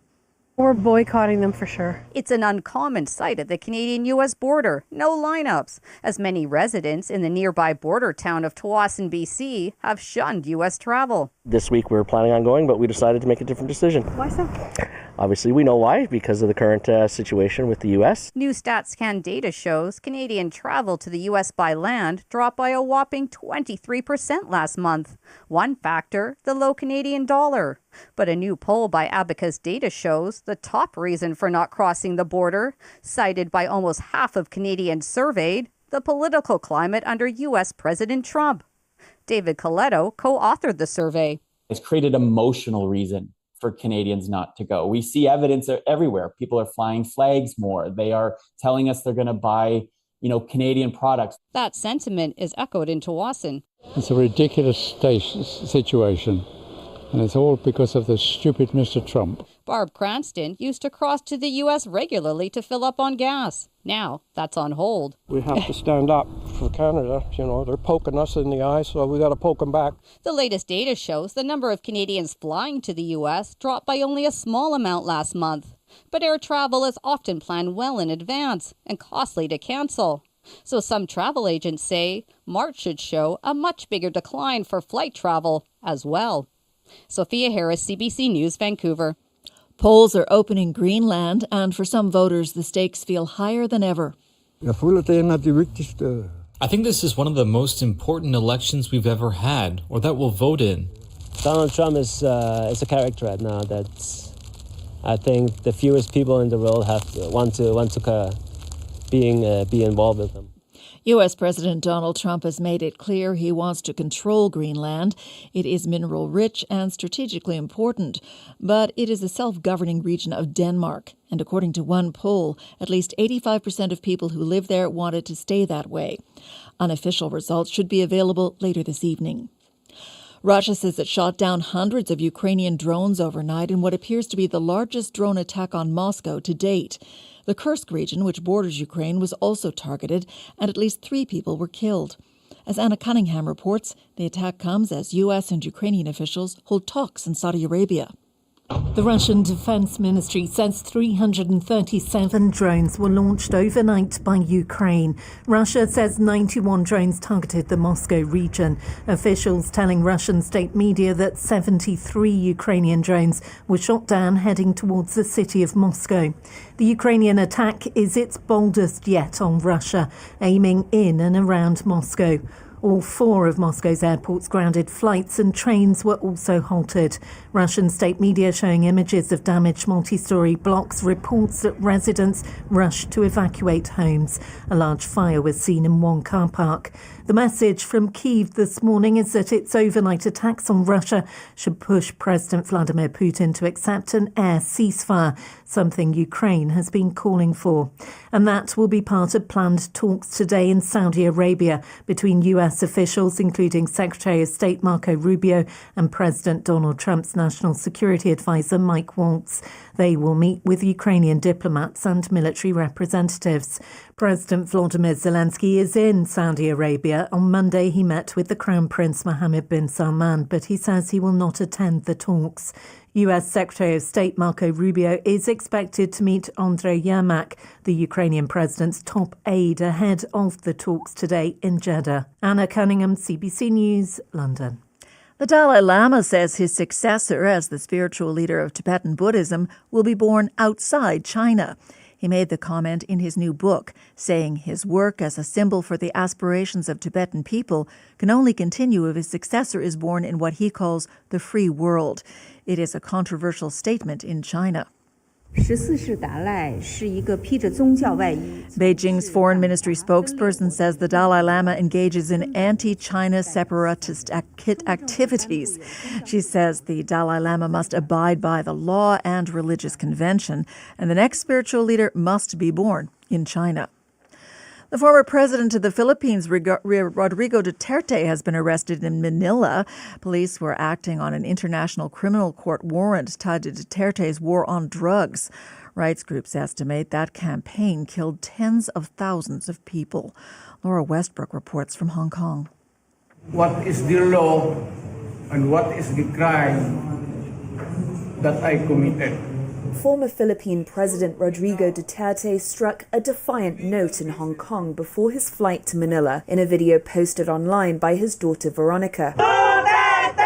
On arrival in the Philippines, he was taken into custody to the anger of his supporters. Duterte swept to power in 2016 on a promise to wage war on drugs and drug pushers that killed thousands. A 2020 UN report says many were poor Filipinos who were shot by police and unknown assailants. Duterte defended the crackdown and in 2019 withdrew the Philippines from the ICC.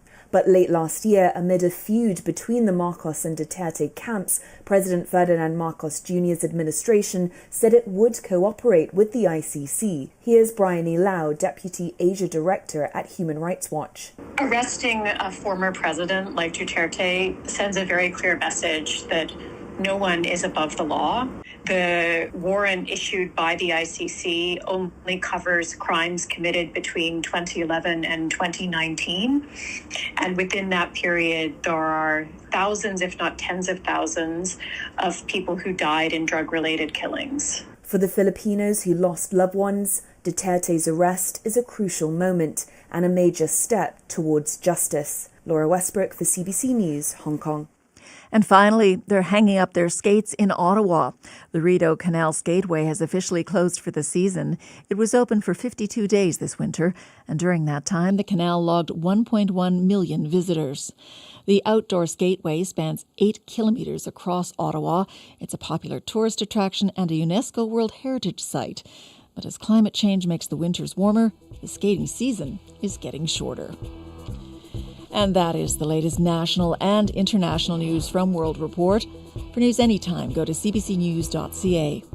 I'm Helen Mann. This is CBC News.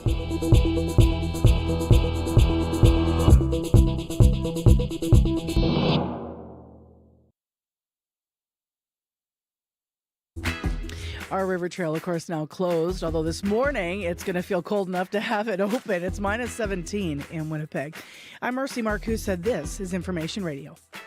Thanks for joining us on CBC. We've got a busy hour full of important information. First of all, Manitoba's Minister of Education, we're going to hear from her about students with disabilities, some who've been told by their schools to stay home. Some advocates say families feel pushed out of the education system. We also had teachers call us on this issue, so stay tuned to hear the interview with Manitoba's Minister of Education just before 8. In addition, we are going to be speaking with an immigration lawyer this half hour about how some snowbirds and others could face criminal or civil penalties for not registering every 30 days that you're in the U.S. So stay tuned, we'll hear more about that. And last night in our community, 7 Manitobans received awards for their work in social justice. Stay tuned, we're going to hear from youth leaders about their work. And these are amazing young people. I just need to spend a second on this, like starting women's clubs at Maples Collegiate, spreading awareness about Islamophobia, their first Asian Heritage Month in Niverville, another recipient empowering young men to advocate for their mental health. I mean, just incredible accomplishments. So that's all coming up at 7:40 for you. We'll hear from them. I was there last night at CMU. All right, let's get to what's happening in the news otherwise. Heather Wells is here with our headlines. Good morning. Well, the Manitoba Nurses Union wants the province to replace some of its IV pumps. Manufacturer B. Braun recalled the pumps last June, the concern over a valve that may malfunction, impacting delivery of medication. Health Canada has received 259 reports over the past 5 years about issues with those recalled pumps. The vast majority come from Manitoba. We'll hear the latest. And the Assembly of Manitoba Chiefs Grand Chief says the quick success of the Prairie Green landfill search shows what governments can do when they work with Indigenous people. I'll be back with more Manitoba news coming up at 7:30. All right, thank you, Heather. You're welcome. Let's go to Abby now and find out what's happening in the weather. Good morning once again. Across the board, we're looking at cold temperatures in the south, and then we're feeling that extreme cold. The wind chill is still something to take into consideration as you travel further north. Right now, Winnipeg, we're still sitting under minus 17 under clear skies. For today, expect some clouds to move in through the morning. It gets breezy in the afternoon. We see our highs around minus 6 today. And then for tonight, some mostly cloudy conditions. We have that good chance of light snow late in the evening into the overnight, with temperatures dropping to around minus 8 as we go to bed. But right now, Winnipeg, it is minus 17. Clouds will increase today, staying breezy, highs around minus 16, and just to add again, snow possible overnight. I was just about to put the snowsuit away for my toddler, Abby, but no, it's still we're still gonna see a bit of white stuff. I know it always catches you off guard in March, right? You think, okay, it gets warmer, here we go. It's all only on the up and up, and then all of a sudden, then there's fall, spring, full spring. Yeah, we all it always hits you. Just do Abby's maths and give it maybe another 2 weeks, and then you can put those things away. Exactly. Yeah, that's what I tell myself. Then we get a snowstorm in April. As for the commute, I will tell you, it was a fairly smooth run in this morning. Still a little bit slippery on those sidewalks. In terms of the highways, they're looking okay, unless you kind of are on one of those highways kind of that hug the south basin of Lake Winnipeg there. So if you're kind of taking pretty much from Arborg all the way down south, down through Selkirk, up through kind of Powerview, Pine Falls, all those highways there are being reported as poor visibility with some partly covered conditions. So be careful there. If you see anything else going on out there, do give me a call. Once again, the river trail is closed, as we heard from Marcy. But if you have any updates on any other trails, the conditions those are in too, you can give me a call, 204-788-3093.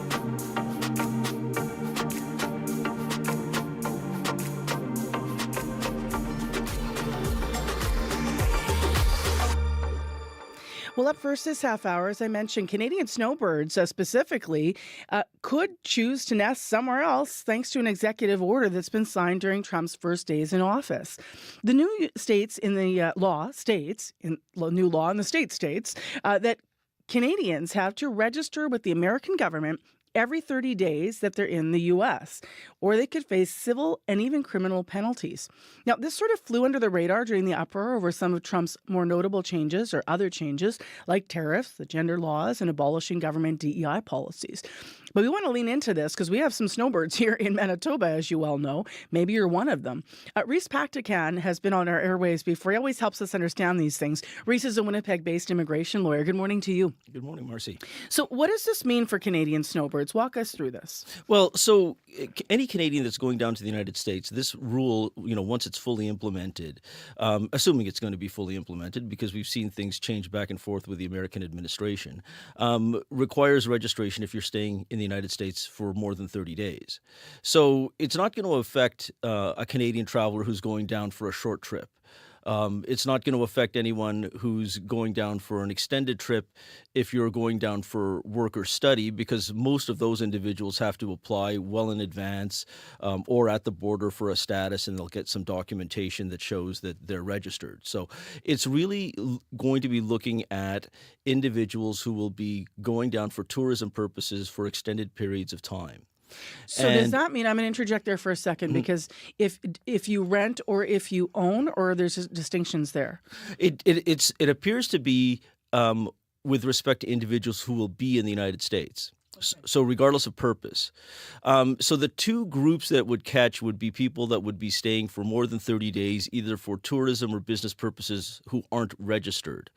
One of the ways that you can check if you're registered, because sometimes it's almost automatic, or it's not quite automatic, but you don't actually know that they've done it, but you can find out that they've done it, especially if they've gotten your passport, is you can check if you have what's called an I-94. There's an online tool that the U.S. government has for that. You enter your passport information, and if it appears that they've issued you an I-94 when you go through that, then you know that you've been registered.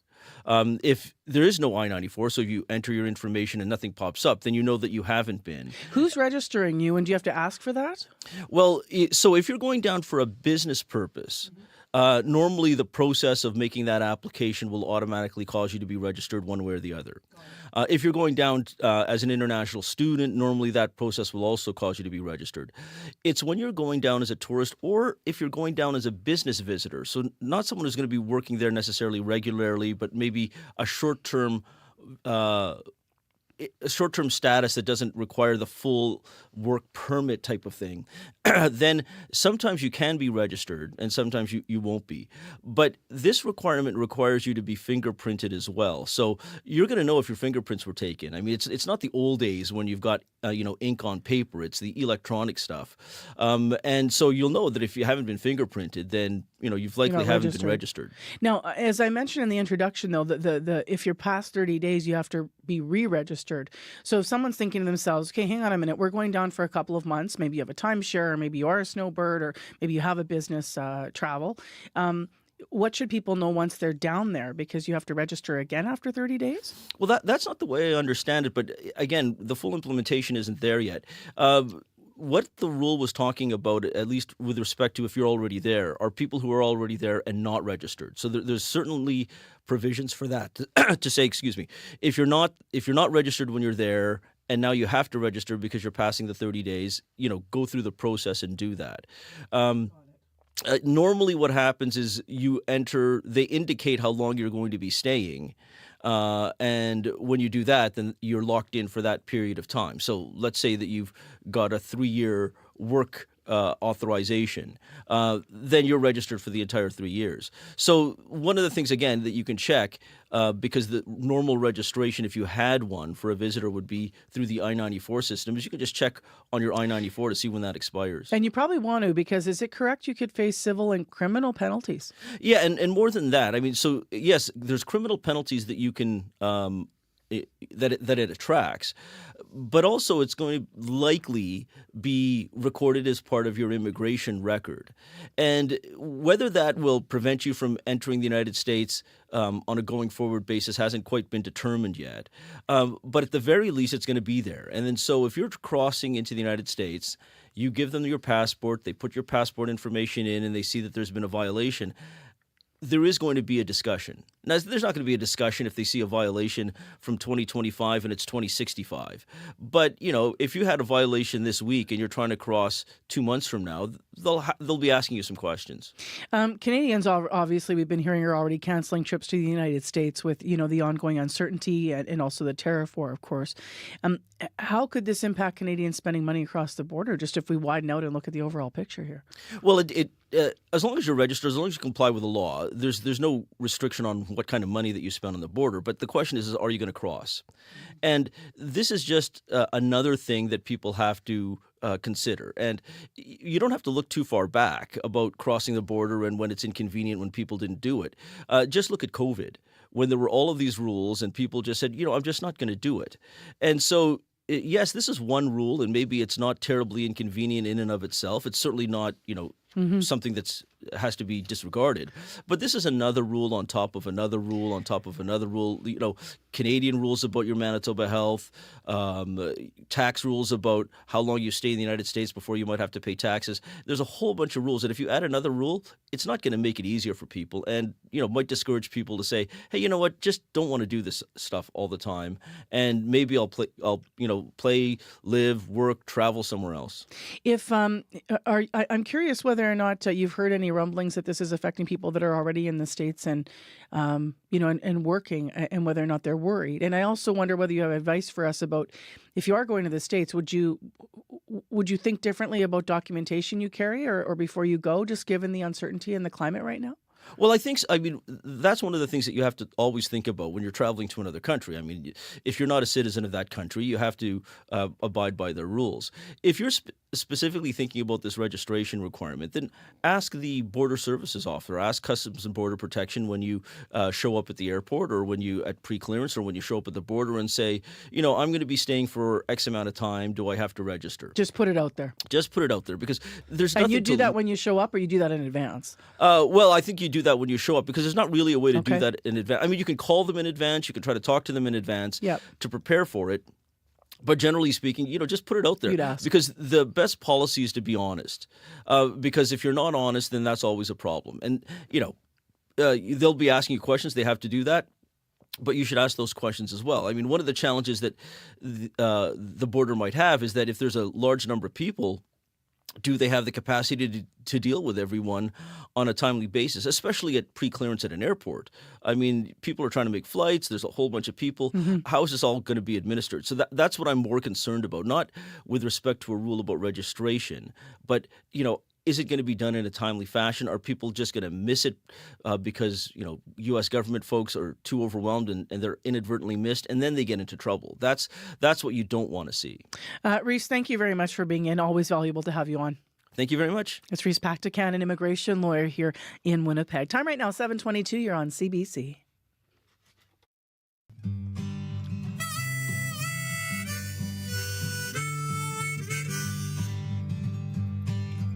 eating our lunch on TV trays, watching the sitcoms night and day.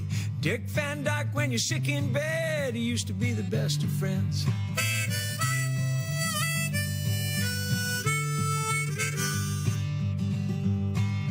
Got sent home when Kennedy died. Watched TV when Nixon lied. Watergate, Chappaquiddick, moon landings. We used to be the best of friends. Oh no, what went wrong? We used to be the singers in a two-part song. Guess all good things come to an end, but we used to be the best of friends.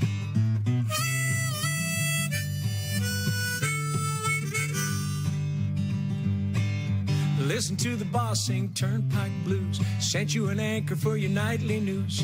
Happy on the highway that never ends. You used to be the best of friends. Oh no, what went wrong? You used to be the singers in a two-part song. Guess all good things come to an end, but we used to be the best of friends.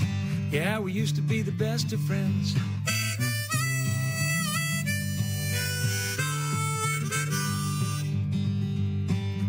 Broke our hearts when the towers came down. Tears and blood pushed underground. Came down singing for the city to mend. You used to be the best of friends. Oh no, what went wrong? You used to be the singers in a two-part song. Guess all good things come to an end, but we used to be the best of friends.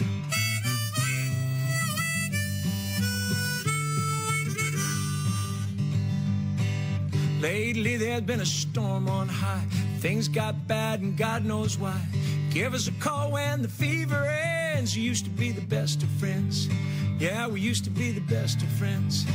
Oh, maybe we could be best friends again.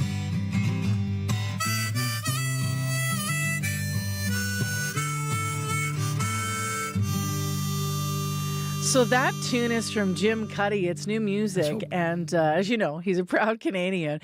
It is called We Used to Be the Best of Friends. And it's actually about the States and our relationship with, that's now a little tense with our neighbors to the south. So if you want to check it out, Jim Cuddy, and We Used to Be the Best of Friends.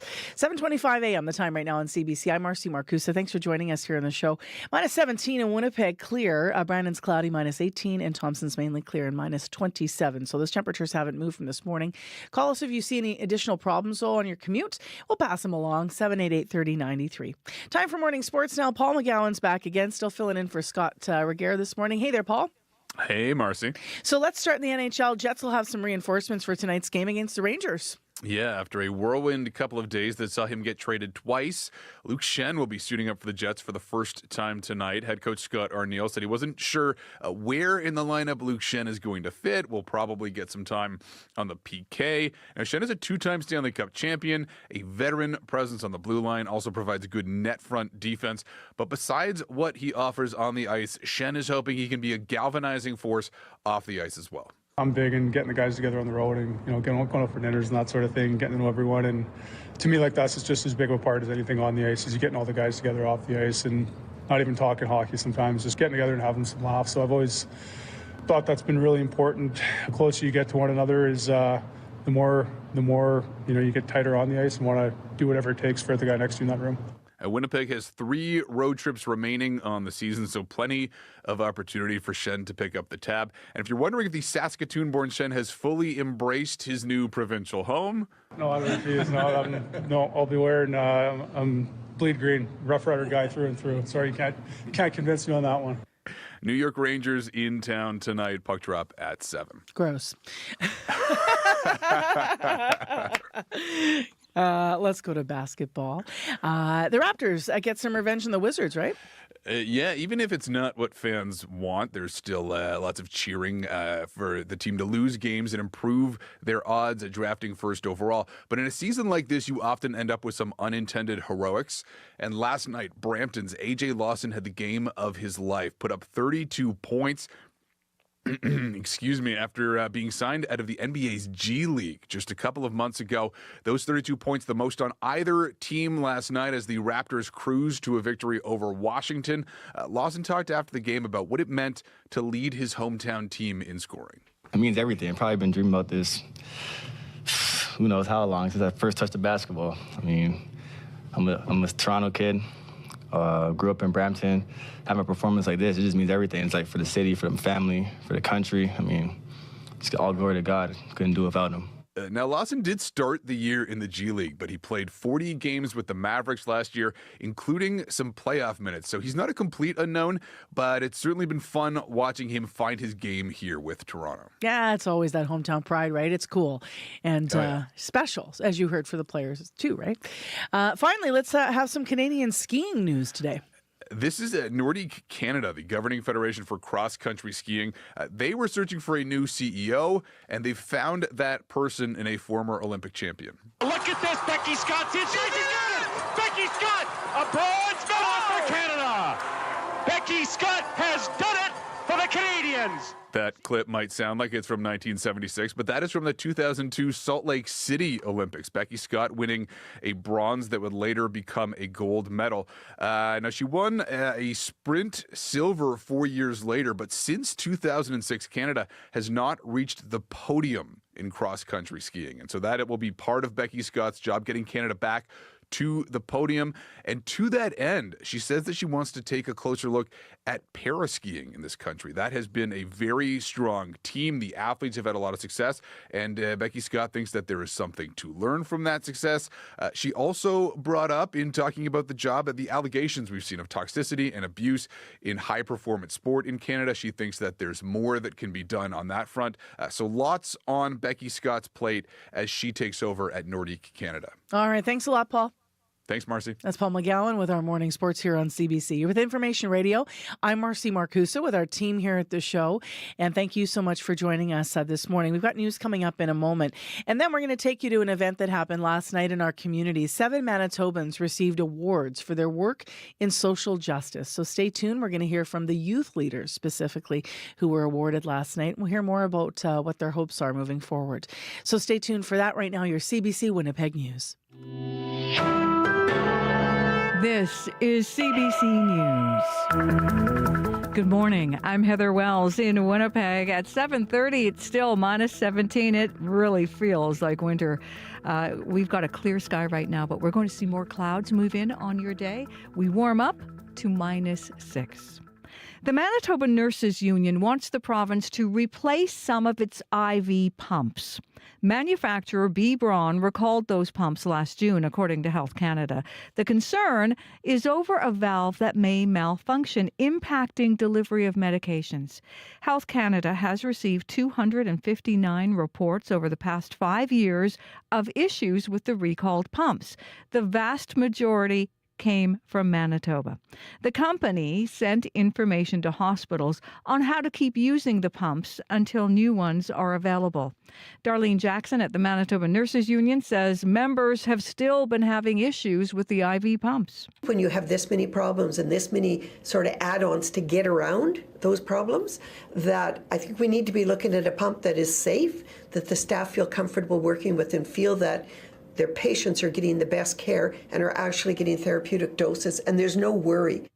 B. Braun says any facilities still experiencing issues with the recalled pumps have, quote, been resistant to implement the solutions.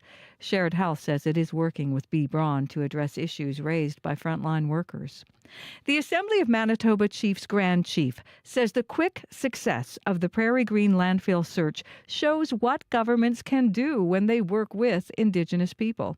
2 sets of remains were found last month at the landfill, including those of Morgan Harris. Grand Chief Kyra Wilson says it shows government should support First Nations leadership. We worked really hard in regards to, these women that were said to be in the landfill. Like, they deserve that respect and that dignity to come home. And that's really what it was all about. Wilson was one of the most vocal advocates for the search. Officials now are trying to identify a second set of remains.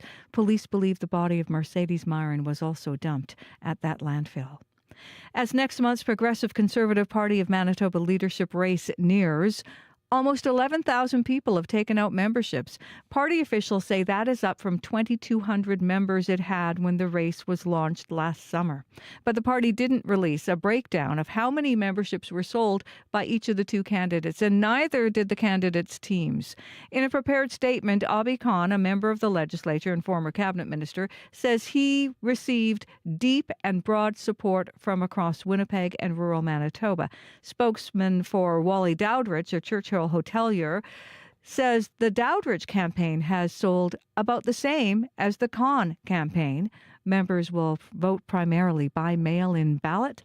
The winner will be declared on April 26th.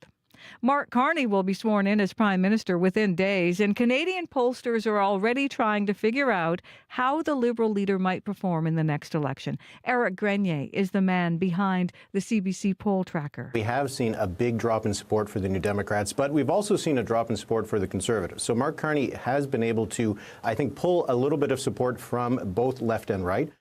Grenier says pollsters will be watching to see if the numbers shift now that Carney has won the Liberal leadership.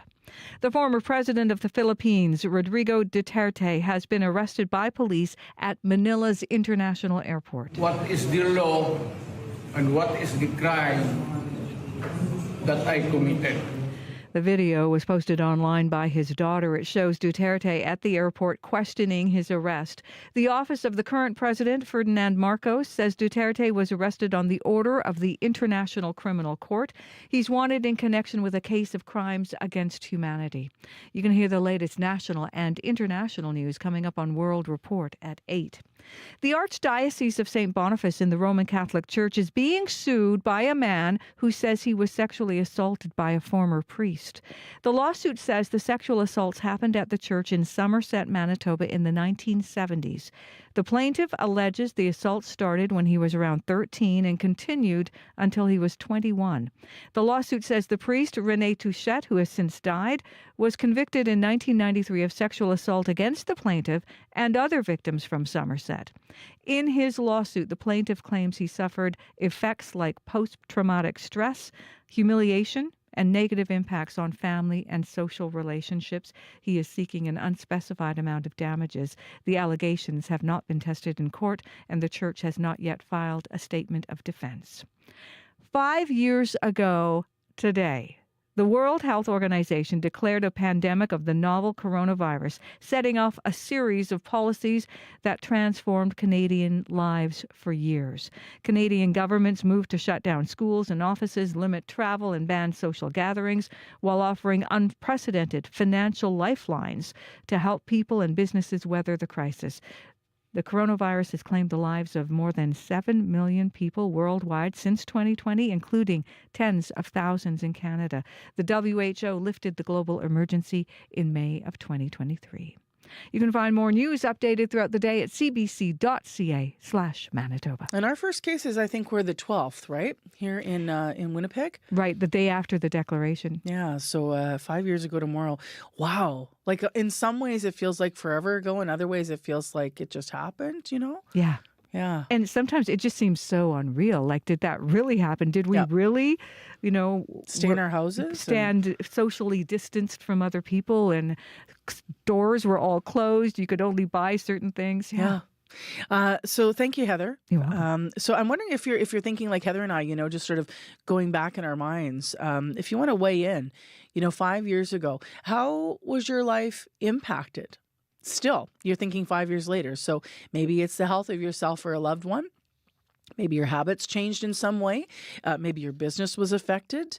Maybe it changed how you think about your place in the world. Maybe it affected how you travel or move through the world. Maybe it changed your political views. How were you impacted by the pandemic? So we've got the 5 years hindsight now. We'd love to get calls on that. 788-3205. Tomorrow's our anniversary. Of course, the first case is confirmed of COVID here in Manitoba 5 years later. But 788-3205 is that number. All right, let's get to our regional forecast now. It's 7:37 a.m. on your Tuesday morning. Here's Abby. Good morning once again. Across board, we're expecting mainly cloudy skies and a mix of sun and clouds in some areas as we move from the south into the northern part of the province. It will feel cold with wind chills clouds even making it feel colder in some regions. For Winnipeg and the River Valley region, temperatures around -17 at this time under mainly clear skies. The clouds will move in this morning. It gets breezy at some point, warming to a high of -6 this afternoon. For tonight, mostly cloudy conditions will stay with us. We do have that slight chance of light snow overnight. Similar conditions we're looking at in the Pembina Valley region from Morden all the way down to Altona, seeing temperatures around -6. Expect sunny weather today, though, into a mix of sun and clouds later, and then you warm up to around -5. Heading into the Westman region in Brandon, currently -18 and clear at this time.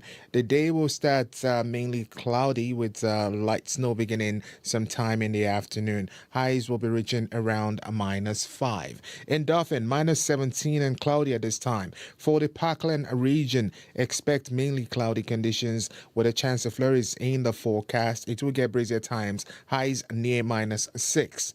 For the Interlake region, it is -19 in Gimli at this time with partly cloudy skies. Expect mainly cloudy conditions for today. We do have this chance of snow in that region this morning.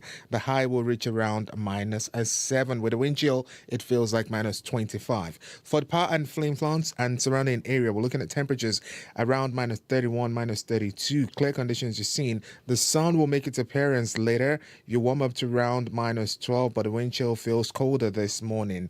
We then move into Thompson, where temperatures around -28. Clear also there. Sunny conditions in the forecast. High around -14. Wind chill this morning -36. And then for the north end, Churchill, it is -23. We're seeing light snow whipping around there. Expect mainly cloudy conditions with this light snow and blowing snow to stay with you most of the day. Highs will be around -21. And the wind chill this morning feels like -38. So there's a risk of frostbite still in play there. So across board, it's going to be a cold day, cloudy skies, some sun in some areas, and cloudy conditions will take its presence. It will make its presence felt in most of the regions. All right, thanks, Abby. Thank you. Corey. Pretty quiet commute overall, but if you do see something going on, if you're walking, biking, driving, give me a call. That number 204-788-3093. Keeping it simple, thank you. Well, let's take you somewhere that last night was packed and just full of heart and hope. From a women's club at Maples Collegiate to spreading awareness about Islamophobia to the first Asian Heritage Month in Niverville and empowering young men to advocate for their mental health. What I'm listing are some of the accomplishments of 5 young people who received social justice awards at an event last night over at the Canadian Mennonite University. I had the pleasure of emceeing with about 100 supporters in the room for the ceremony. They were selected by the Coalition of Manitoba Cultural Communities for Families. Now, here's a bit of what they shared about their motivations and their leadership, and a special note that you'll hear all of their names right at the beginning. So lean into who they are and let's hear about their work. My name is Arisa Upsal. My name is Edleen Paez. My name is Bisman Randava. My name is Qasim Harb. Congratulations to all of you on your awards of merit and on your award of social justice as well. What does it mean to you? And tell me a bit about the work you do in community. Wow, that is off guard now. I have no idea what to say, but I was not expecting this. It's, the work you do, you don't do it for others. You don't do it for yourself. You do it for others. You do it to help others because you want others to live a life that you have, or if you don't have a certain life and you felt discrimination all your life, you want something to be better, to fill that gap. Especially coming from visibly minority, being Muslim.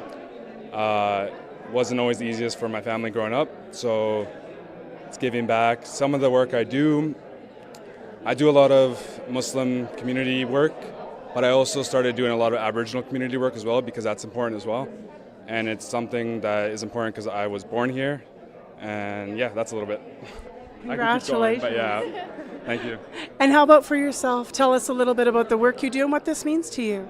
For sure. Now, that's a tough act to follow, but I think just like all of the wonderful young people here, we all have a passion for our communities, for social change, whether that's cultural awareness, gender equity, or battling the status quo.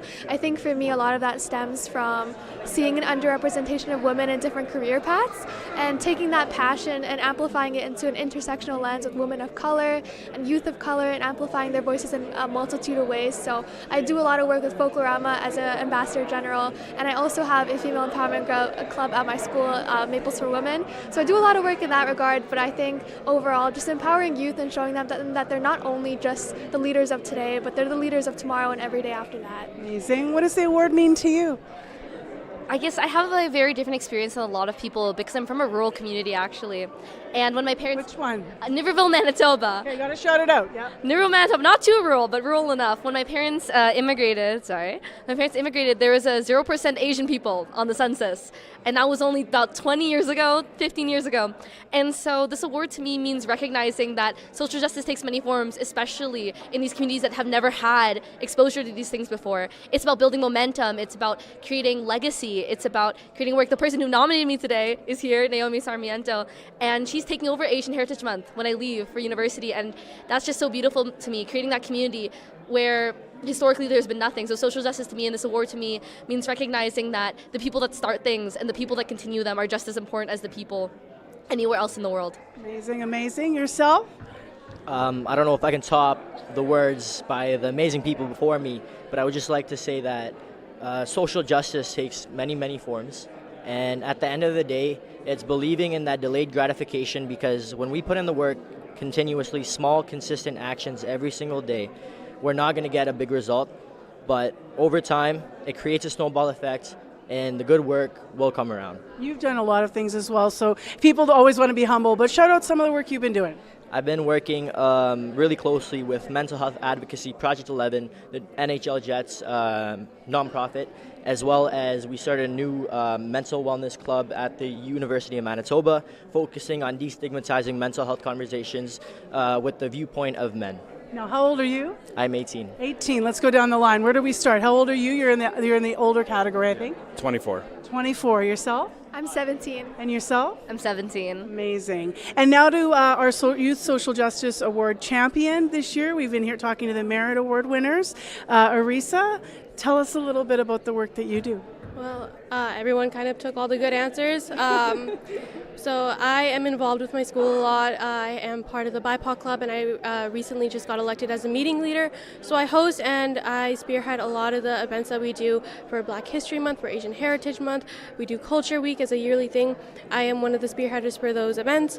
Additionally, I am really involved in our community with our Muslim Islamic Association. I've been volunteering there since maybe like grade 7, grade 8.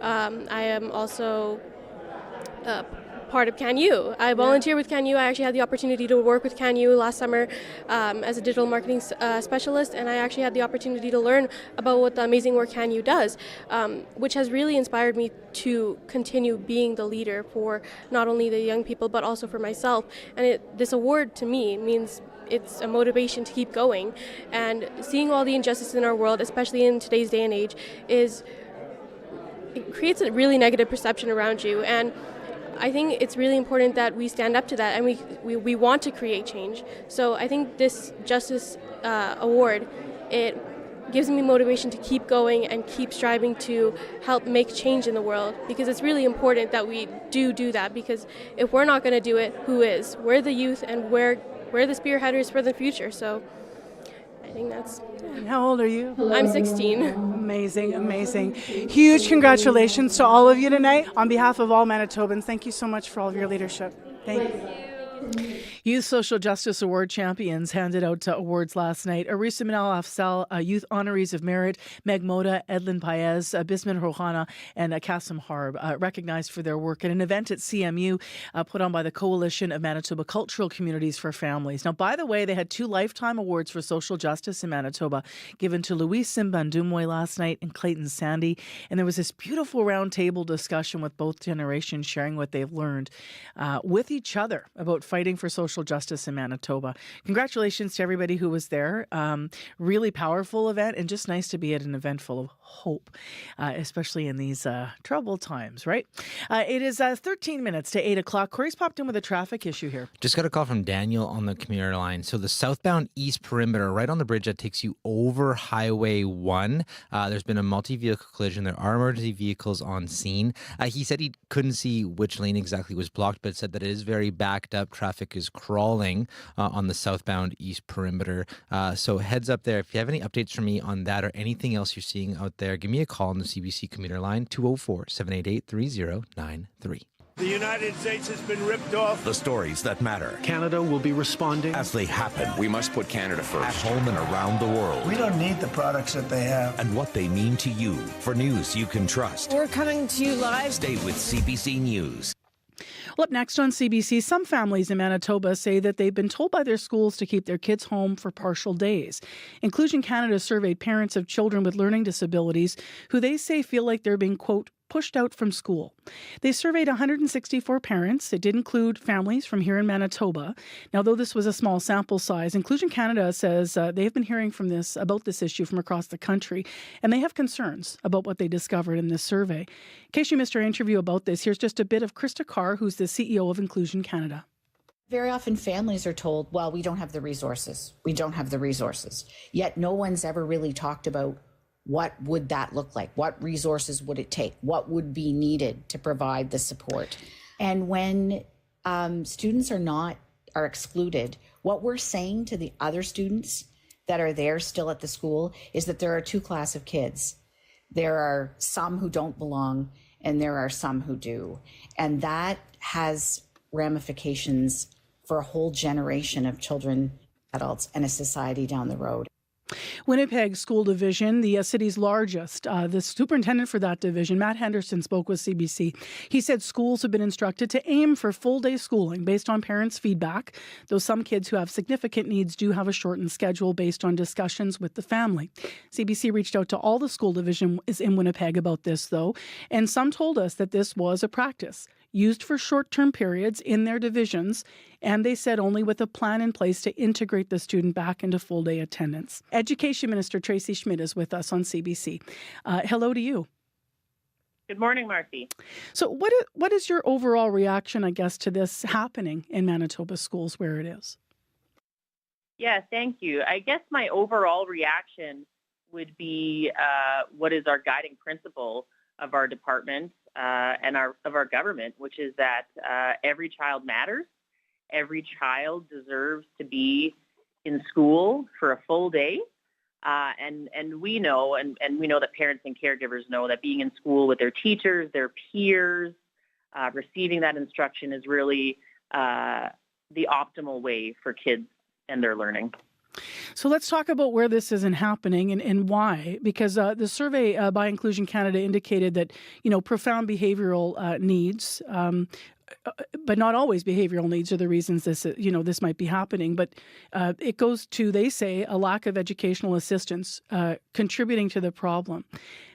Why aren't there enough educational assistance in Manitoba schools? Well, we know that under the leadership of the previous government, schools were underfunded for the last several years. Our government, both school year and very recently for the upcoming school year, have provided school divisions with increases that are stable and predictable and are sufficient to help divisions meet the needs in their schools. And still, obviously this survey was just done. We know that kids are being sent home. So what further steps can you take to address the issue, especially given you have a budget coming out this month?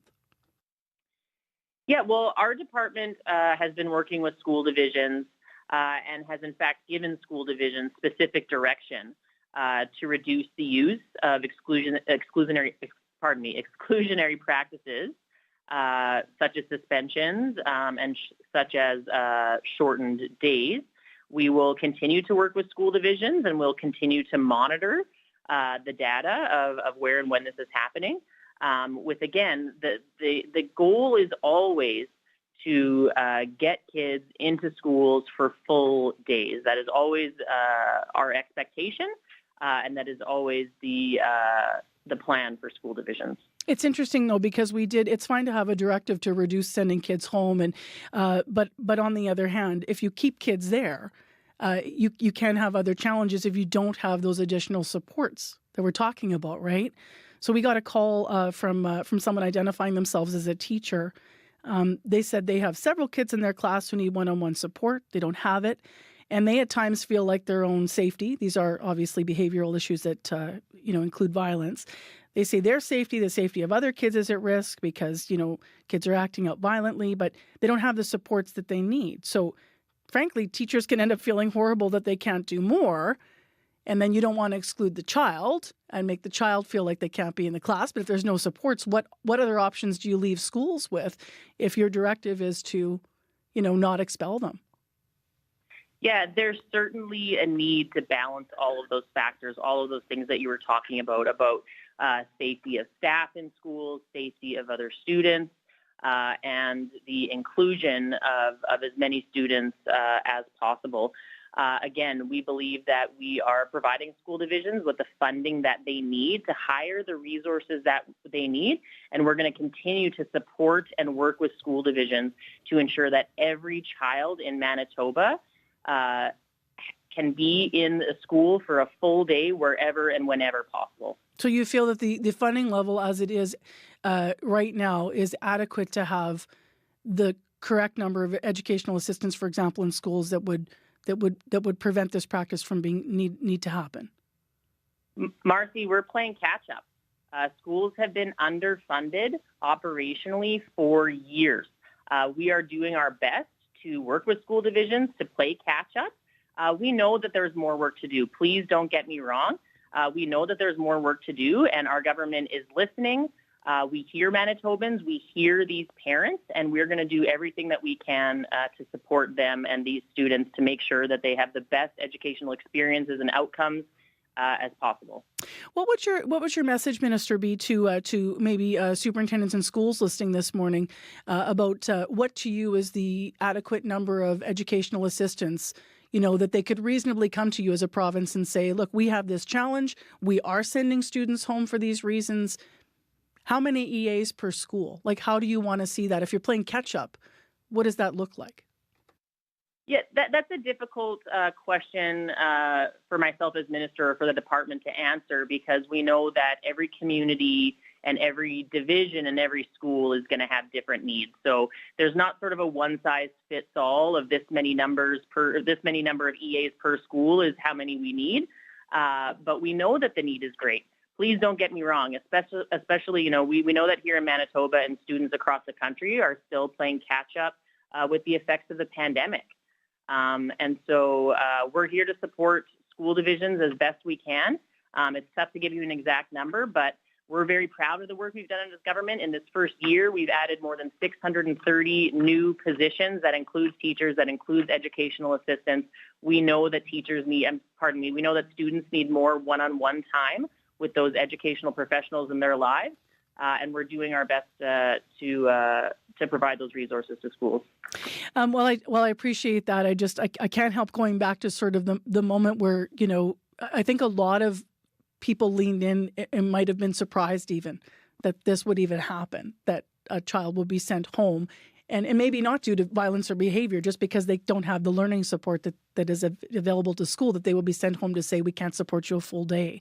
Of course, because access to education is a human right. So in the meantime, as we try to have things improve in our schools, what would you say to people who have concerns about that, and then other parents who have concerns about potential violence in classrooms? Yeah, I would. Again, it's a balancing act. Fundamentally, the department's philosophy is one of inclusion. We want to work with school divisions to make sure that they are reducing and eliminating those exclusionary practices wherever possible. In fact, our department is right now currently reviewing and updating that policy directive that's called Safe and Caring Schools. It's the provincial code of conduct. We want to make sure that our policy directive focuses on strengthening those school-based approaches to support prevention, intervention, and responses to student behavior. And where parents and caregivers have specific concerns, I would encourage them to work with their schools, to work with their principals, to work with their superintendents, to reach out to their board of trustees if necessary, and to come up with a plan that works for their family and for their students. That is our goal ultimately. Obviously a complex situation. Do you have anything that you want to add, Minister? Just that, again, we are here for students. We believe in inclusion. We want to make sure that every student has the best experience that they can in schools. And again, we're guided by the underlying principle of every child matters, and our government believes that to the core of our mandate. Thank you very much for your time today. It's a pleasure to talk to you, Marcy. Thank you.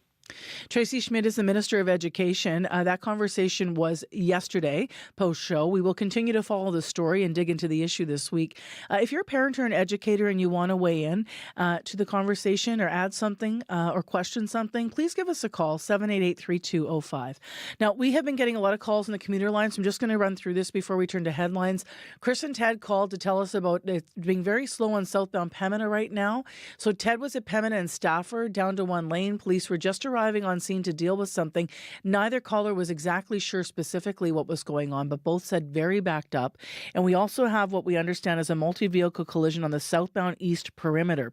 This is on the bridge that goes over Highway 1. If you're in that area, you're going to notice a slowdown. You may even be stopped while they're dealing with the development in that. So if you have any updates for us, we'll pass them along, 788-3093. Here's Heather with our headlines.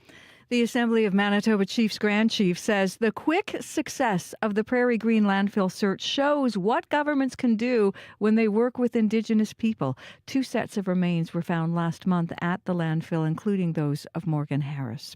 The Manitoba Nurses Union wants the province to replace some of its IV pumps. The manufacturer recalled the pumps last June over concerns of valve may malfunction impacting delivery of medications. We're going to hear the latest coming up in our next local news at 8:30. -17, heading for -6 today with increasing cloud. Still ahead, made in Canada, product of Canada, 100% Canadian. Have all the labels been confusing your attempt to buy Canadian? We're going to walk through what they all mean. Stay tuned. That's after 8.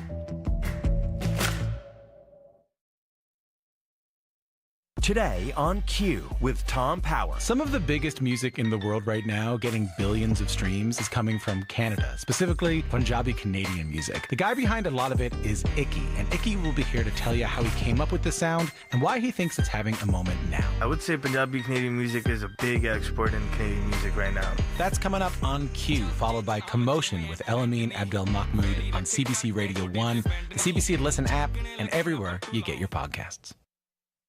The CBC News is next. Coming up in half an hour, it's The Current with Matt Galloway. There is a real moment of Canadian pride right now. You know, this is a beautiful country, so why not travel here?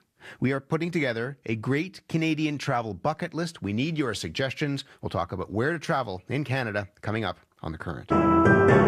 This is World Report. Good morning. I'm Helen Mann. The tariff countdown clock is ticking once again. Canada's bracing for 25% tariffs on the aluminum and steel it sends to the U.S. President Donald Trump says they are coming tomorrow. It is the latest move in the trade war between the U.S. and Canada.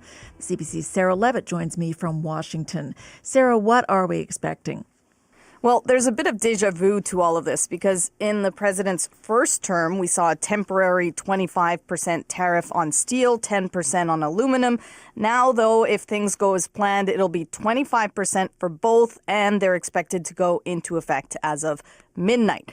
On Truth Social late last night, Trump again commented on the tariffs. This is what he said. Canada is a tariff abuser and always has been, but the United States is not going to be subsidizing Canada any longer. People in the industries say there's already been an impact. Here's François Racine. He's the president of Alu Québec, which supports the province's aluminum industry. Our members have already lost orders in the U.S. So just the threat of those tariffs, whether they are effective or not, it basically does the same because as long as there's a threat, most U.S. customers will stop buying from Canadian companies. Now, Sarah, Donald Trump has not ruled out a recession as a result of these tariffs. How is that being received? Well, the stock market plunged on Monday, the biggest decline of the year. Economists look at the higher tariffs, inflation, and the general chaos of the Trump administration's early moves as the likely reason. And they say Trump's comments in a Fox News interview over the weekend haven't helped at all. He was asked twice about a possible recession, and both times he said he wouldn't rule it out. But he did warn Americans to brace for what he called a period of transition and possibly higher inflation.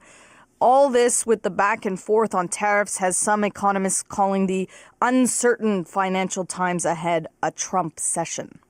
CBC's Sarah Levitt in Washington. Thank you, Sarah. Thank you. In Ottawa, the pressure is on to complete a fast and smooth transition of power. After Prime Minister Justin Trudeau goes to the Governor-General and formally resigns, Liberal leader Mark Carney will be sworn in. But he also needs a team in place and to wrap up any business matters that could put him in a conflict of interest. Janice McGregor is in our Parliamentary Bureau. Janice, what progress has been made so far? Helen, for weeks now, Conservatives have preemptively tried to put scratches and dents on Mark Carney's reputation, casting doubt about his past business dealings, whether he can be trusted. The ads are circulating, and every time Pierre Poilievre's in front of a microphone, he says stuff like this. He sold out Canada. He put his profit ahead of our people, and he did exactly what Donald Trump wanted. Last night, Carney's spokesperson revealed that after the results were announced Sunday night, Mark Carney began executing what his team calls a conflict of interest management plan that he has worked out with the ethics commissioner. The Prime Minister-designate has now divested all his assets into a blind trust. This plan, they said, goes farther than the Conflict of Interest Act requires. Carney had 4 months to comply. Instead, he set up this blind trust even before being sworn in. And apparently, he's also divested assets that aren't even required by the Act, such that he now controls only his personal cash and real estate. Janice, Carney will, of course, also need a cabinet and some senior advisors. What's happening on that front? Former Cabinet Minister Marco Mendicino had already announced he wasn't going to run for re-election. He'd be doing something new. But seeing him now among Carney's transition team, striding into briefings with the Prime Minister-designate as his chief of staff for this transition period, has triggered mixed reactions. Mendicino has a reputation for being very personable, a team player, but he was also a strong advocate for Israel after the October 7th attacks, and several MPs that advocated for the Palestinian side of the conflict in Gaza gave their strong endorsement to Carney's campaign. Janice McGregor in Ottawa. Thanks, Janice. You're welcome. Russian officials say at least 3 people were killed in the largest ever drone attack on Moscow. Several others were injured during the overnight strike. This morning, people are sweeping up debris on the streets of Moscow. Russia's military says it was able to shoot down 337 Ukrainian drones. They didn't all target the capital. Most of the drones were shot down over Russia's Kursk region, where some Ukrainian forces now claim to be in control. U.S. and Ukrainian officials are meeting in Saudi Arabia today to discuss Ukraine's future. The relationship between the two countries is fractured following the dramatic meeting between U.S. President Donald Trump and Ukrainian President Volodymyr Zelensky. U.S. Secretary of State Marco Rubio is leading the U.S. delegation today.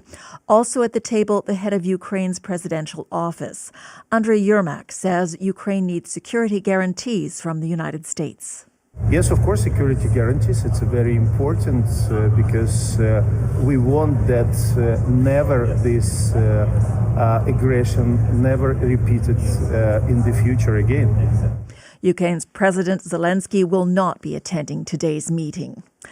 Voters in Greenland are going to the polls in an election that's getting an unusual amount of attention. The self-governing region of Denmark is home to 56,000 people, most from Inuit backgrounds. But the U.S. president has made it clear he would like to control the island. Dominic Velitis is watching the vote.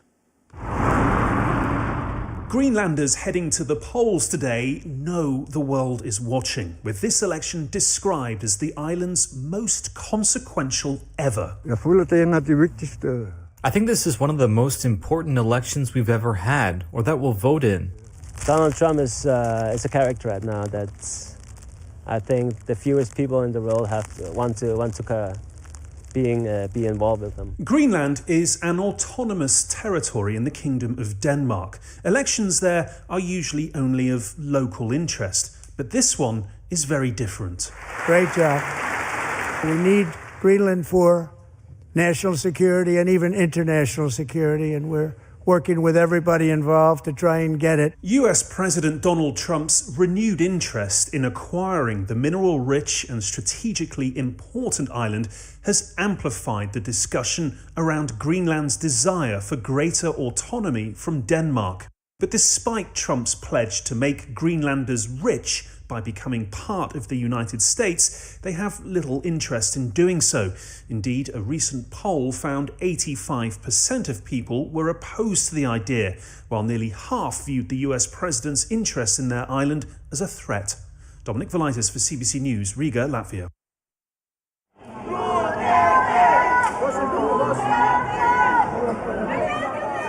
Crowds are gathering in Manila to protest the arrest of Rodrigo Duterte. The former president of the Philippines was arrested early today on a warrant from the International Criminal Court. It accuses Duterte of crimes against humanity during his deadly war on drugs. His daughter has shared a video of him in police custody. Here's a clip. What is the law and what is the crime that I committed? Duterte withdrew the Philippines from the ICC in 2019, but the court says the alleged crimes happened while his country was still a member. Many Canadians are looking for ways to support local companies in the face of U.S. tariffs, and grocers are placing maple leaf stickers on shelves to help us buy Canadian. But how accurate are they? CBC's Frances Willick reports. The humble little maple leaf has been working overtime lately, but its use on grocery store shelves seems a bit haphazard.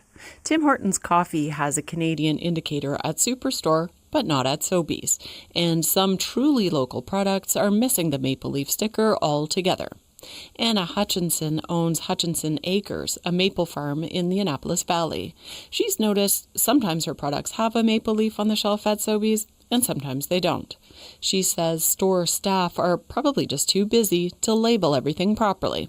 90% of the product seems like it has one of those on it. So it makes me wonder, okay, have you done the research? Do you know that, or did someone just put it there? Mike von Massow is a professor at the University of Guelph who studies food and labeling. He says companies should be clear about what their labels mean. There is a risk of, to coin a new phrase, maple washing, to try and get more credit for being Canadian than perhaps a customer might expect. Von Massow says customers should read labels carefully if they're trying to buy Canadian. Frances Willick, CBC News, Halifax. And that is the latest national and international news from World Report. You can listen to us live every morning on the CBC News app. Just tap the local icon. I'm Helen Mann. This is CBC News.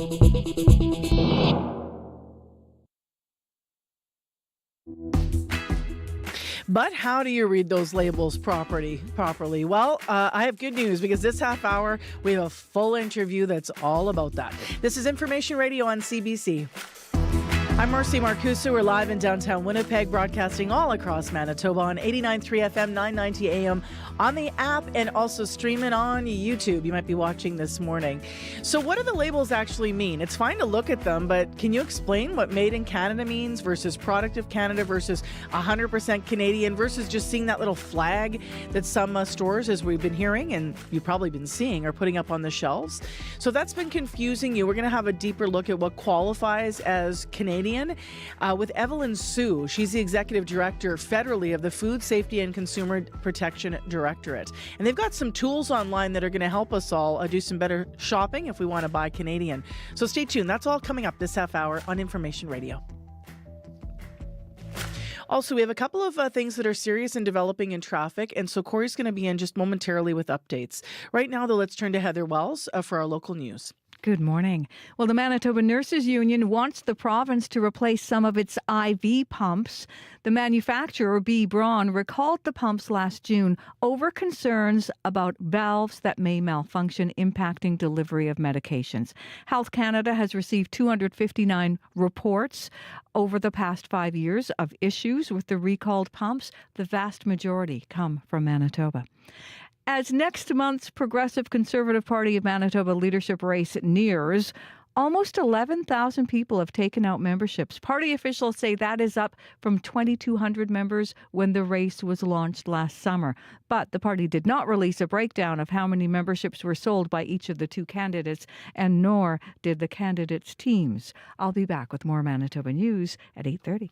All right. Thank you, Heather. You're welcome. So it is 8:12 right now. And before we actually turn to our forecast, I'm going to turn first to Corey Funk, who's in, because as I mentioned, we have had a couple things developing just in the last probably 25 minutes in traffic. Eh? Yeah. So we got a few calls about Pembina and Stafford. There was a collision that took place there. Now, earlier the callers were talking about issues on southbound traffic being backed up. But now the city is saying on the Winnipeg Traffic Management Report, Pembina and Stafford, it's fully blocking the northbound left turn lane right now on Pembina at Stafford. So use caution to get through there. So at least according to the city, it's the northbound that right now that's being affected there at Pembina and Stafford by that collision. There are emergency vehicles on scene as well. Earlier, we got a call about the southbound east perimeter right on the bridge that takes you over the highway number 1. There's been a collision. Don't have too many details on that. We just got a call earlier that it is quite backed up and there were emergency vehicles on scene. Other than that, don't know. But if you have any updates on that or anything else you're seeing, give me a call on the CBC commuter line and I'll let folks know. That number to call, 204-788-3093. Now let's check the weather with Abby. Yeah, we are looking at a day that's going to be bringing cold temperatures across the province with cloudy skies and a slight chance of light snow, especially in the northern regions. But for Winnipeg and surrounding areas, it is minus 17 at this time under mostly cloudy, clear skies we're seeing. The clouds will roll in this morning. The winds will pick up this afternoon. We do warm up to a high of a minus 6. Tonight, expect mostly cloudy skies with a slight chance of light snow late in the evening into the overnight period. And then the winds will be settling down as we get into tomorrow morning. Guess what, Marcy? Tomorrow the sun will be making its comeback, bringing more like that much milder high of we get a +5. So it's like spring is trying to sneak in again. Lovely. But for now, Winnipeg, we are at minus 17, warming up to minus 6.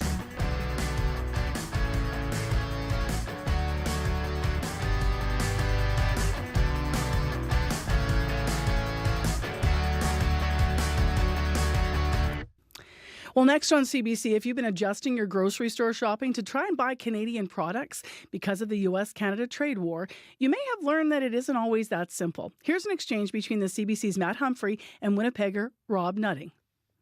Oh, look, these guys already have Canadian flags.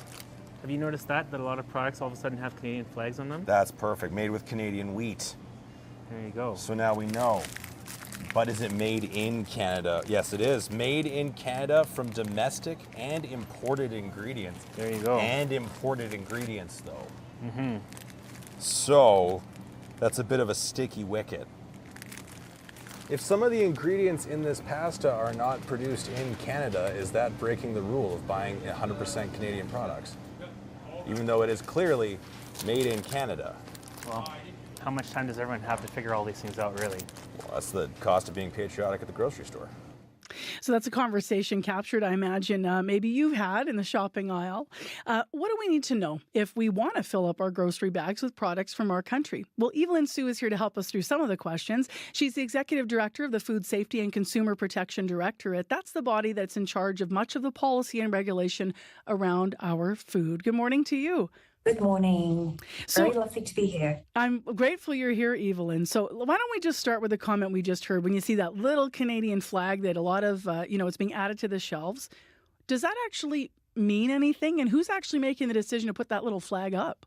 Well, that's a very, very interesting question. So the little flag can mean a various number of things, and it doesn't necessarily mean that it's a product of Canada or the ingredients are purely Canadian. So if you see a little maple leaf with a circle on it on your products, being meat products or fish and processed egg products, this is usually what you will be calling as an inspection legend. And what this means is that the product has been made in accordance to the food safety laws in Canada in a facility that is located within our country. So the law is the Safe Food for Canadians regulations.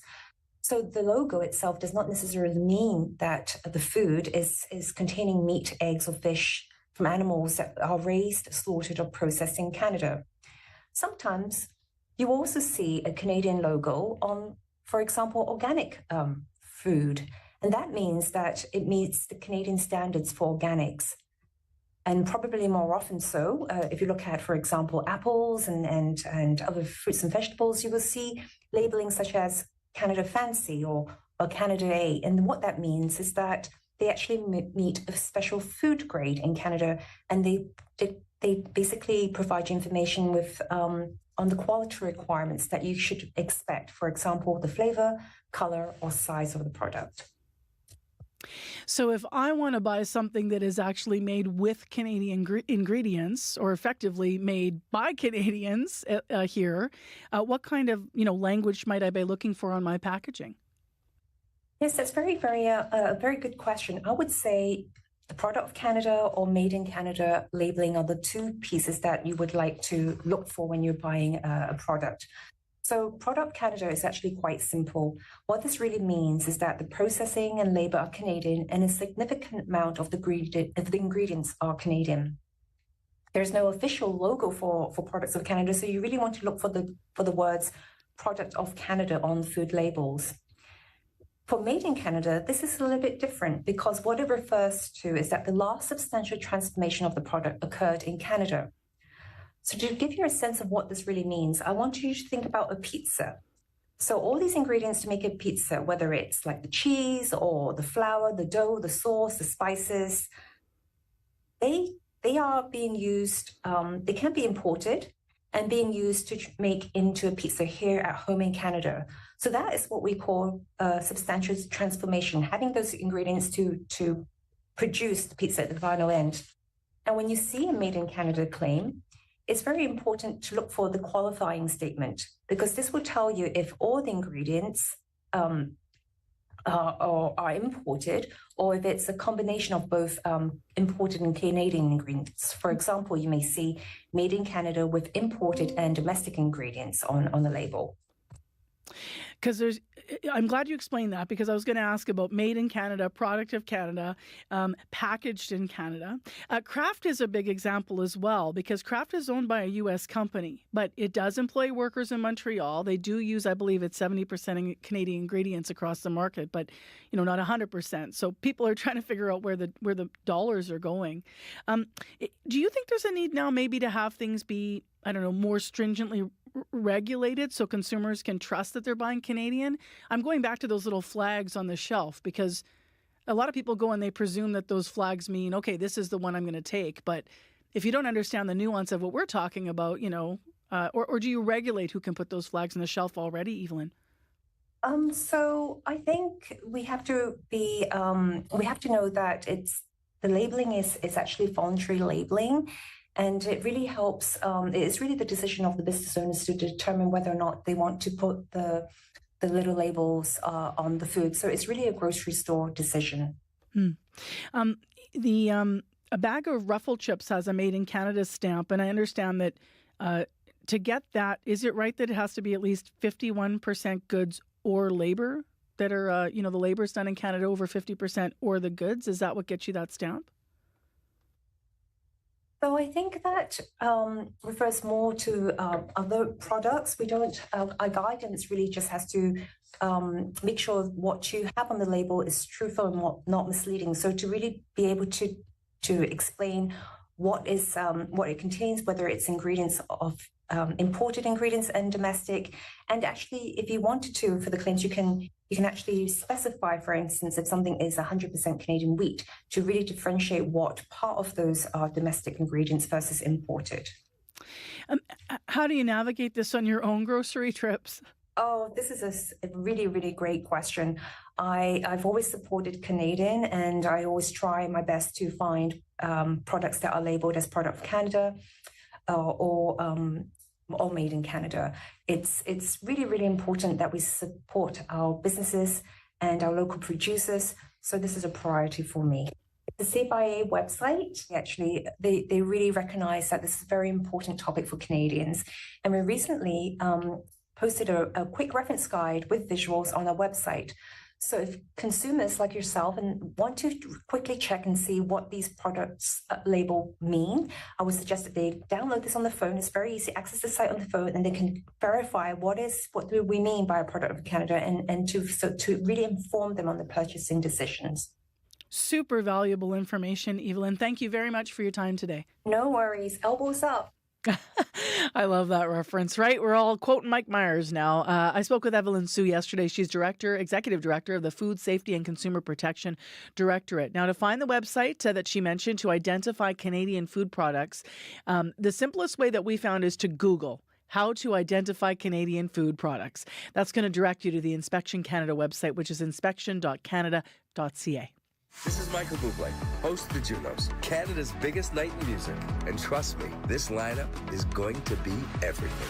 With performances by Aquila, Josh Ross, Nemesis, Snotty Nose Rez Kids, Tia Wood, a special final performance by Sum 41, and Michael Bublé. Now that's what I call a party. Don't miss the Junos, live March 30th at 8 Eastern on CBC and CBC Gem. And you're all invited.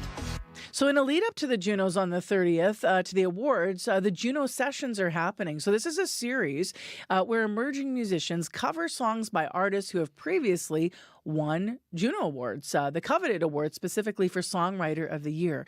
So we're going to play you a tune right now to kick off the Juno Sessions. This is from Toronto's Good Kid, who brought his indie rock edge to Nelly Furtado's 2000 breakout hit, I'm Like a Bird.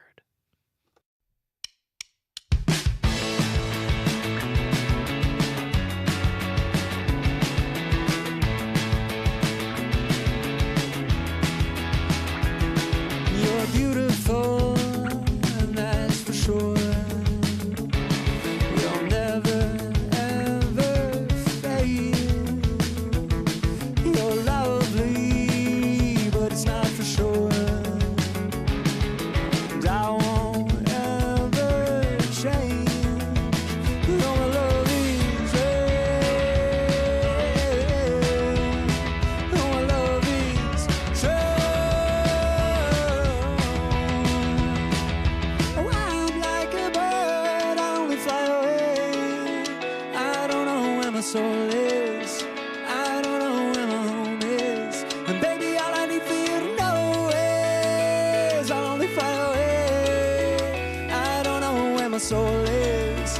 I don't know where my home is. Your faith in me brings me to tears. Even after all these years, and it pains me so much to tell that you don't know me that well. And all my love is real.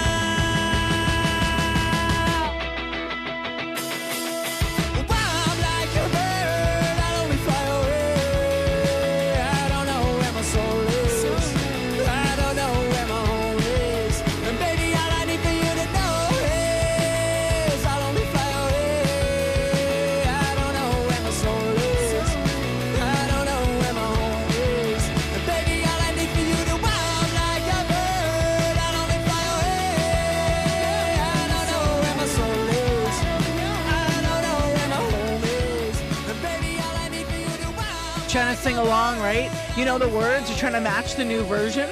This is a cover of Nelly Furtado's I'm Like a Bird by Toronto band Good Kid. For the in-studio performance, check out cbcmusic.ca/Juno. Fun stuff. That is part of the Juno sessions, of course, leading up to March 30th, which is when they'll be handed out in Vancouver.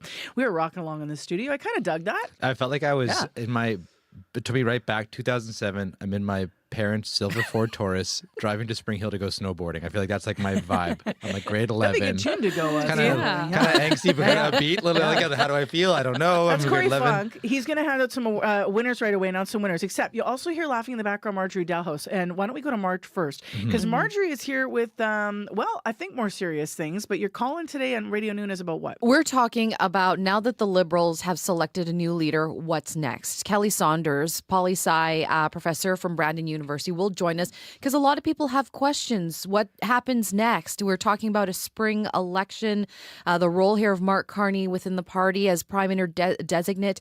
We're going to be taking your questions about politics. Let's just say federal politics coming up here on Radio Noon after 12:30. Can you imagine being the Prime Minister? You've never held elected office, and that's your first elected office now that he's a Prime Minister designate. Yeah. Can't even imagine. All right. So we'll take your questions, as Marjorie said, and that's between 12:30 and 1 on Radio Noon. If you can't make the live call-in, we always like to remind you can leave a message, and you can get your question into the show that way. So the Radio Noon listener line is 788-3797. So back to Corey now. Corey, early this morning, Gold Star of the Day goes to our 610 guest who was live in studio talking about the St. Norbert Farmers Market, their third annual chili cook-off happening on Saturday. So you head down there, and you have to have tickets, but you head down, you taste all these chilies. The winning vendor gets to choose a charity of its choice. Proceeds go to that. So it's all for good causes. Local ingredients being celebrated. We asked you to write to us with your favorite chili, best chili ever made. So we have two entries we're going to read. These are our randomly chosen winners. Yes, Tekla Cunningham wrote in about a recipe she made. It was a white chili, a white chicken chili with cannellini beans, and it was kind of like it's just like a creamy kind of chili. She said it's got some cheddar cheese on top as well, some crushed tortilla chips in there too. So thanks for writing in. That made me really hungry. It was also a little spicy too. As well, Reg Carther Crone, our other winner, talked about a chili he made while he was camping. It had ground turkey, black bean, assorted veggies, tomato, canned chipotle peppers, cooked in a cast iron pot on a tripod over a campfire, which he says is like, I wasn't sure if it was extra smoke or something from the campfire, but it just made it like that perfect, yummy, tasty chili. Yum. So the two of you are our winners. Yes, congratulations. And now I'm hungry. We will reach out to you after the show to get your tickets to you for Saturday. Thank you, Corey. So quick reminder before the news here, Pembina and Stafford, the left north turn lane blocked and a multi-vehicle collision. A caller called us to tell us the southeast perimeter over the bridge that goes over Highway 1. So you may still have problems in those areas. Right now, it's time for your CBC Winnipeg News. This is CBC News. Good morning. I'm Heather Wells in Winnipeg. At 8:30, it's still frozen there at -17 in Winnipeg. Increasing clouds as south breeze is going to try to warm us up a bit to a high of -6. Some Manitoba health facilities are still using IV pumps that have been recalled by their manufacturer. The Infusomat pumps were recalled by B. Braun in June of last year, the concern over a valve that may malfunction, which could impact the delivery of medications. The Manitoba Nurses Union says some members have also reported false alarms on the devices that stop the pumps from working properly. MNU President Darlene Jackson says nurses have been given instructions by the company on how to use the recalled pumps. You can expect good, safe care. However, it is an additional workload on nurses to ensure that these pumps are functioning properly, are setting up properly, and they're being monitored. B. Braun says any facilities still experiencing issues with the recalled pumps have, quote, been resistant to implement the solutions. Shared Health says it is working with B. Braun to address issues raised by frontline workers. It says it investigates any problems and looks for solutions to keep patients safe and support healthcare staff. The Assembly of Manitoba Chiefs is calling for more action to help bring families of missing and murdered Indigenous people closure. Officials say remains found at Prairie Green landfill last month belonged to Morgan Harris. Grand Chief Kyra Wilson says the quick results of the search shows what governments can achieve when they listen, but she adds more needs to be done. I firmly believe that if we were to come together to search all the landfills in our region, that we'd probably find some answers to the questions of families that are missing their loved ones. Manitoba Premier Rob Canoe says the fast-moving search is still way under budget. A second set of remains was also found at the landfill but have yet to be identified. Police believe the body of Mercedes Myron was also dumped there. 3 people were rushed to hospital in unstable condition after a fire in an apartment building last night. Emergency crews were called to the 400 block of Langevin just before 8:30. Everyone got out on their own. The city was on the scene providing temporary support for displaced residents and their pets. As next month's Progressive Conservative Party of Manitoba leadership race nears, almost 11,000 people have taken out memberships. Party officials say that is up from 2,200 members it had when the race was launched last summer, but the party didn't release a breakdown of how many memberships were sold by each of the 2 candidates. In a prepared statement, Avi Khan, a member of the legislature and former cabinet minister, says he received, quote, deep and broad support from across Winnipeg and rural Manitoba. A spokesman for Wally Dowdrich, a Churchill hotel owner, says that campaign has sold about the same amount of memberships as Khan's campaign. Members will vote primarily by mail-in ballot, and the winner will be declared April 26th. The Archdiocese of St. Boniface in the Roman Catholic Church is being sued by a man who says he was sexually assaulted by a former priest. The lawsuit says the sexual assaults happened at the church in Somerset, Manitoba in the 1970s. The plaintiff alleges the assault started when he was around 13 years old and continued until he was 21. The lawsuit says the priest, René Touchette, who has since died, was convicted in 1993 of sexual assault against the plaintiff and other victims from Somerset. In his lawsuit, the plaintiff claims he suffered effects like post-traumatic stress, humiliation, and negative impacts on family and social relationships. He is seeking an unspecified amount of damages. The allegations have not been tested in court. The church has not yet filed a statement of defense. Today marks 5 years since the World Health Organization declared COVID-19 a global pandemic. It set off a series of policies that transformed Canadian lives for years. Canadian governments moved to shut down schools and offices, limit travel, and ban social gatherings in the weeks and months that followed. The virus claimed tens of thousands of lives in Canada alone. The WHO lifted the global COVID-19 emergency in May of 2023. 5 years ago is when it was declared a global pandemic. You can find more news updated throughout the day. All you have to do is head to cbc.ca/Manitoba. Thank you, Heather Walls. You're welcome. Heather Walls, Megan Ketcherson, and Joni Nicolo in our news center. Thank you to our live show team, Kevin Nipatebo, our video producer, our lead technician on the show, Abby Adiyemi, and thanks to our director, Corey Funk. As well, thanks to those who put together items on today's program. Associate producers Issa Kickson and May McKillop and Carmen Ponto, as well as thanks to Robin Summerfield, who was filling in for Nellie Gonzalez, a show producer and current affairs unit here, and Leif Larson, who's our senior producer of audio at CBC Manitoba. So big thanks to everybody for their work on today's show. Just mentioning those specific folks. And let's have a last look at what's going on out there in traffic. Corey? Northbound Pembina at Stafford, got a call from David, still fairly backed up right now because of a collision in the left lane there. You can still turn left, but still very, very backed up. He says it's a mess. Also just got a call from Randall, southbound East Perimeter, right at the bridge that takes you over the highway number 1. He said about a minute or so ago that there's 3 cars just being towed. Right now there are still emergency vehicles on scene. It's down to 1 lane going southbound on the East Perimeter over Highway 1. All right, Abby. It's a cloudy one with some sunny breaks, but don't let that fool you. Whether you're south or up, the province's frosty vibes is definitely in full force today. We're looking at temperatures at this time near -20, and we'll see highs -6, -7 in most of the region. Still cold in the northern parts. spring might just make a break tomorrow. All right. Thanks, Abby. Thank you. A week from today, we're going to be live. Next week, we actually have 2 live shows we're planning in Winkler and in Morden. So I'm just flagging that. If you have story ideas, reach out. Take care, be well, everybody. I'm Marcy Marcoux. So we'll talk to you tomorrow.